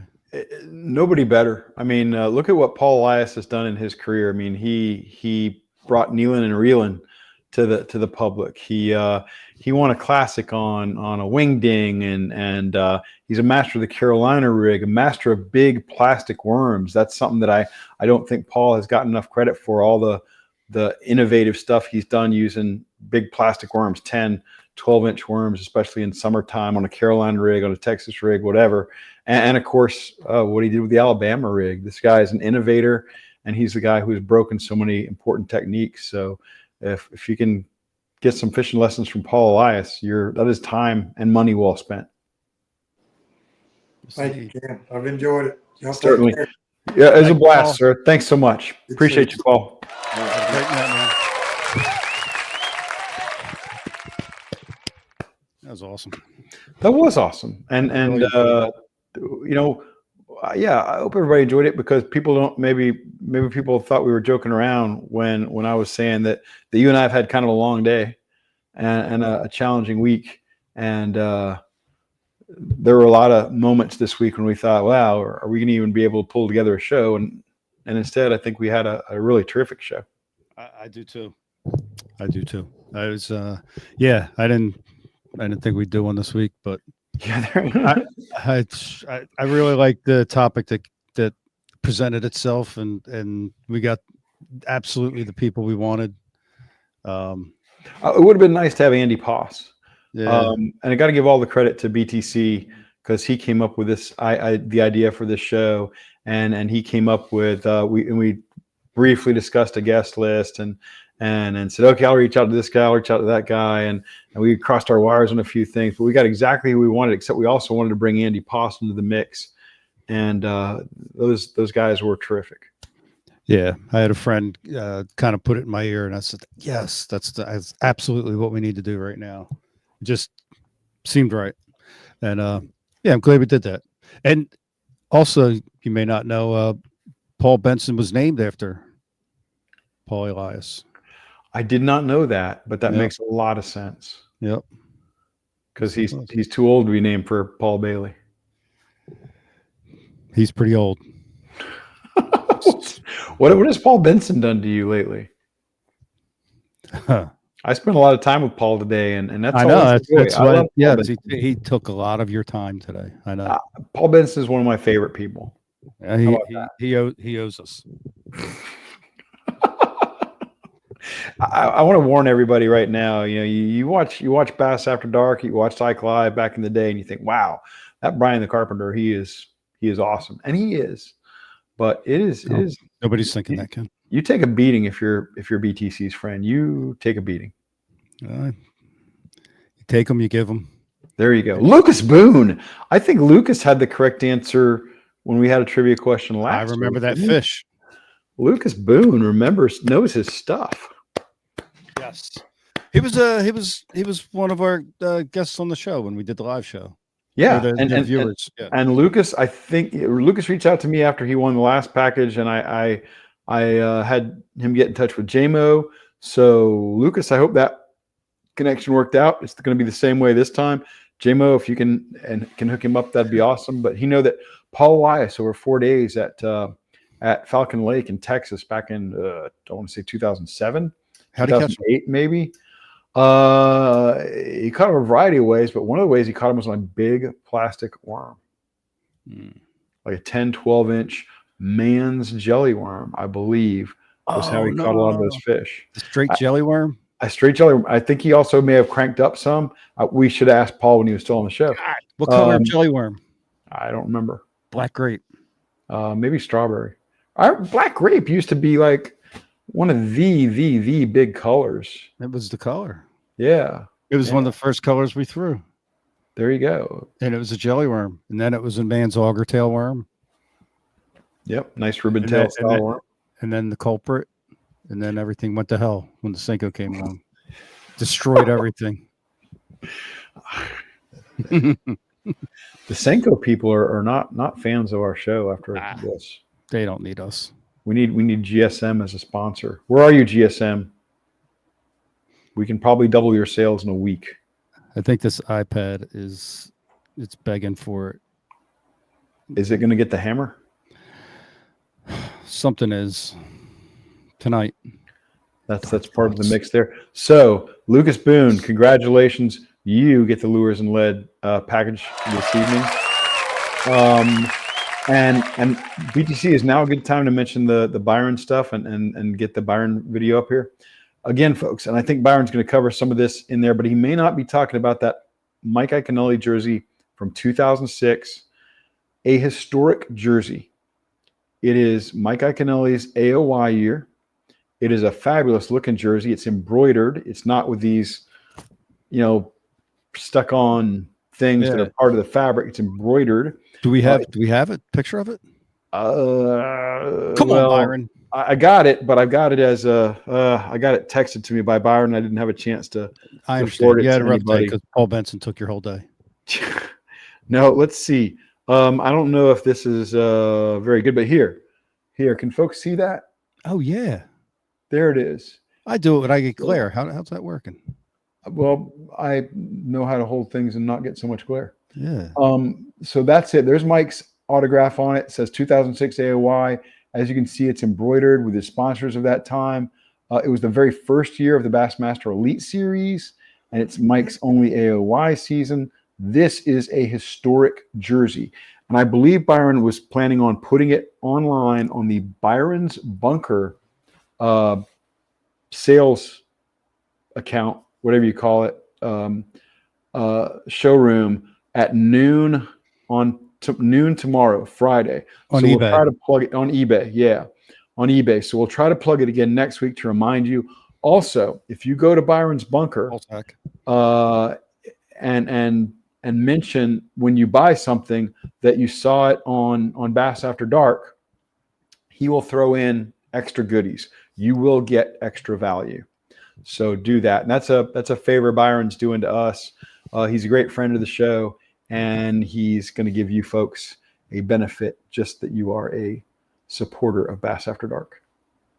Stealth Lures. A-rig. Speaking of A-rigs, that one can be had at Lures and Lead. And that is made out of, I guess it's fluorocarbon. It's a hologram. It's a hologram lure. World's first hologram bait. Yes. I hear amazing things about it. Amazing. There you go. Well, let's see. We got an installment of bad news tonight, don't we? We do. Is that time? That's up to you, man. You're in charge. I had to wing a monologue.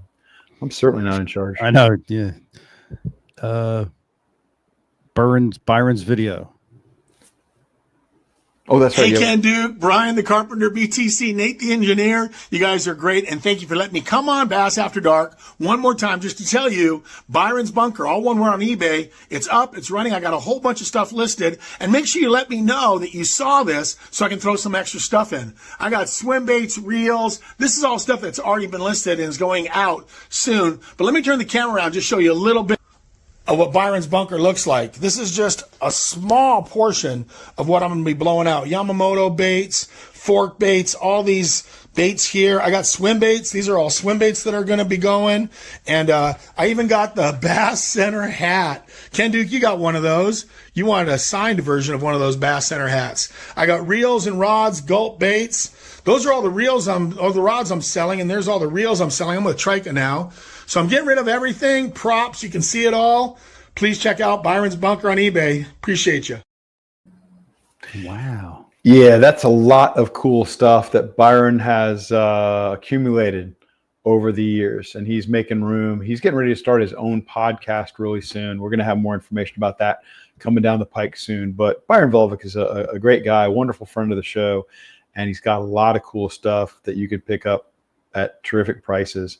That Ike jersey is not going to be cheap, but there's a lot of deals to be had. Has he got a name for his show yet? He's toying between two, and I'm not going to mention either of them right here, but I'll tell you after Bass After Dark. It's so much fun to be had. It's not the one you're thinking of, by the way. It's so much fun. Well, I was a blast, and thank you everybody that hung out with us tonight. Shit.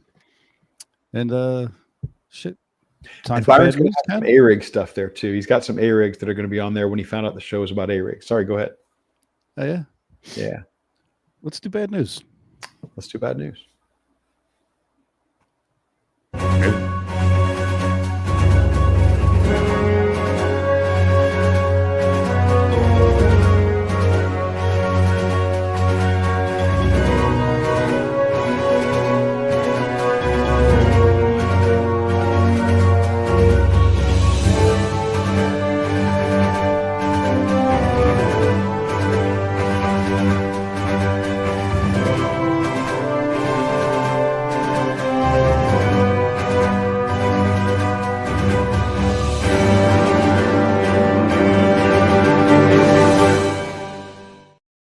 evening, anglers. My name is Buster Gills, filling in for Justin Kingsley, and here is the bad news.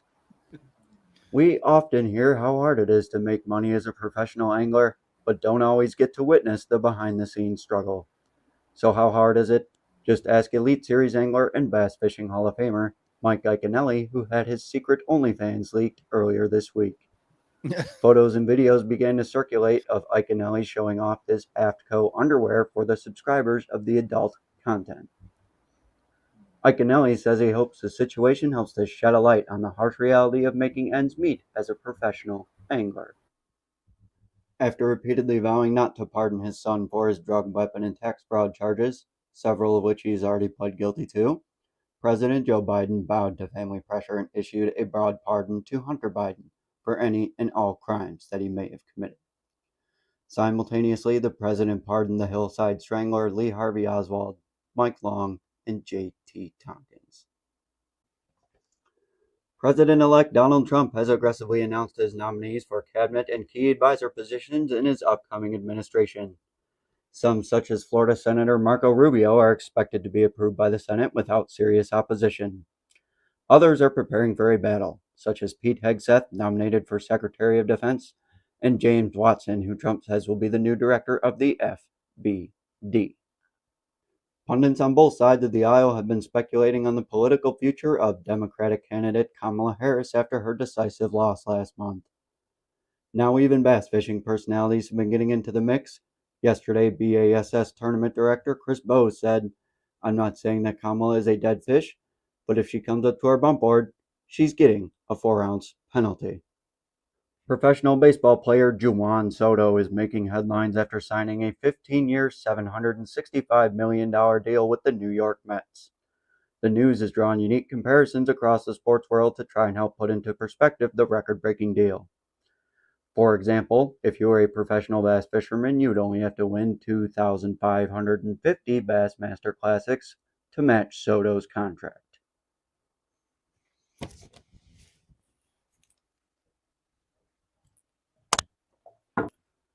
Thank you for joining us this evening, folks. I'm Buster Gills, and if that was any better, it wouldn't be bad news.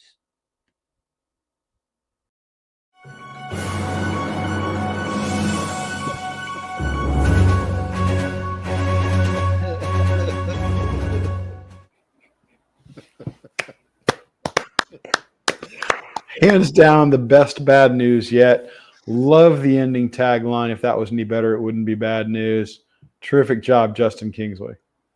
Well, man, went for I'm it. sorry, Buster Gills. Buster, yeah. He went for it. He went for it. I like it. I love the comb over. It was It's a outstanding. good look. It's a good look. I'm going to punch this iPad in the fucking face. I swear to God. Let's keep doing that. It's time. Is it? It's time. Did we handle everything? I don't know. This thing keeps. You don't need me anymore. Right. Not that you ever did, but you know. See you on the other side.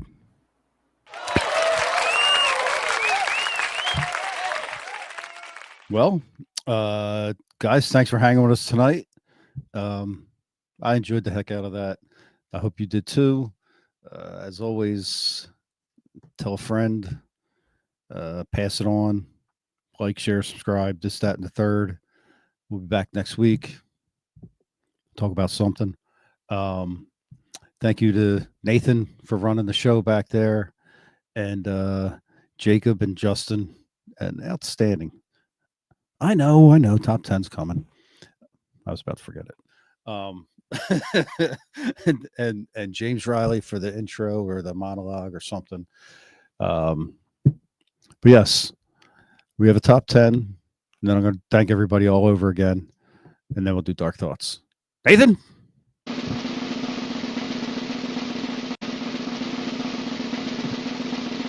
The top 10 signs your favorite Bass Pro isn't very good.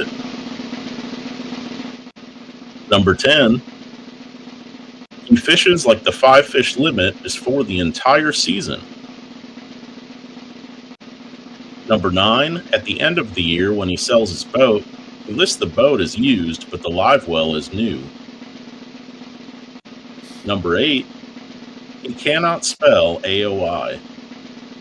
Number 7, the Bass University won't let him do a seminar. Number 6, his favorite angling technique is prayer. Number 5, fellow competitors do not recognize him in the weigh-in line. Number 4, his top 3 baits are the 4-inch Senko, the 5-inch Senko, and the 6-inch Senko.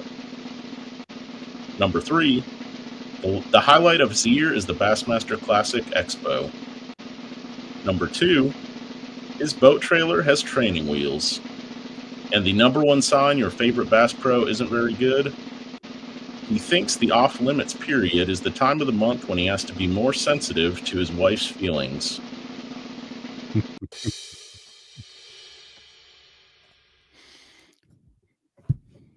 There it was. Thank you, Nathan and Jacob and Justin and Ken and no. Thank you to our guests, Paul Bailey, Paul Elias, Shane Lehew. That was fun. That was good times. And let's roll it. Dark thoughts.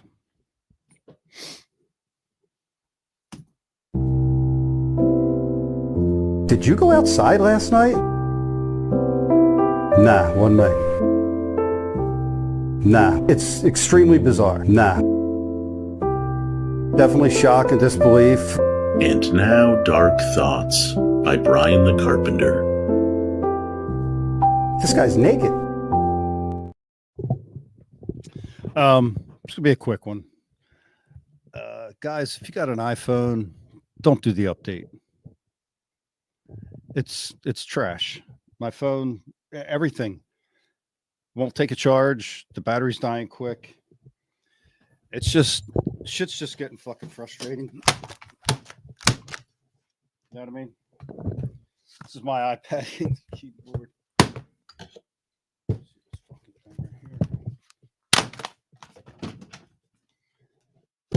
Sometimes you just got to teach it all the way.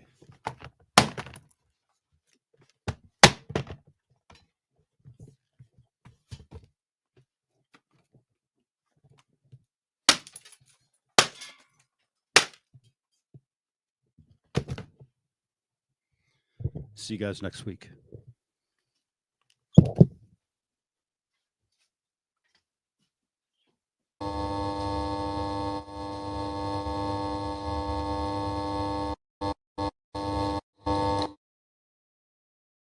Ken Duke? I know Ken very well.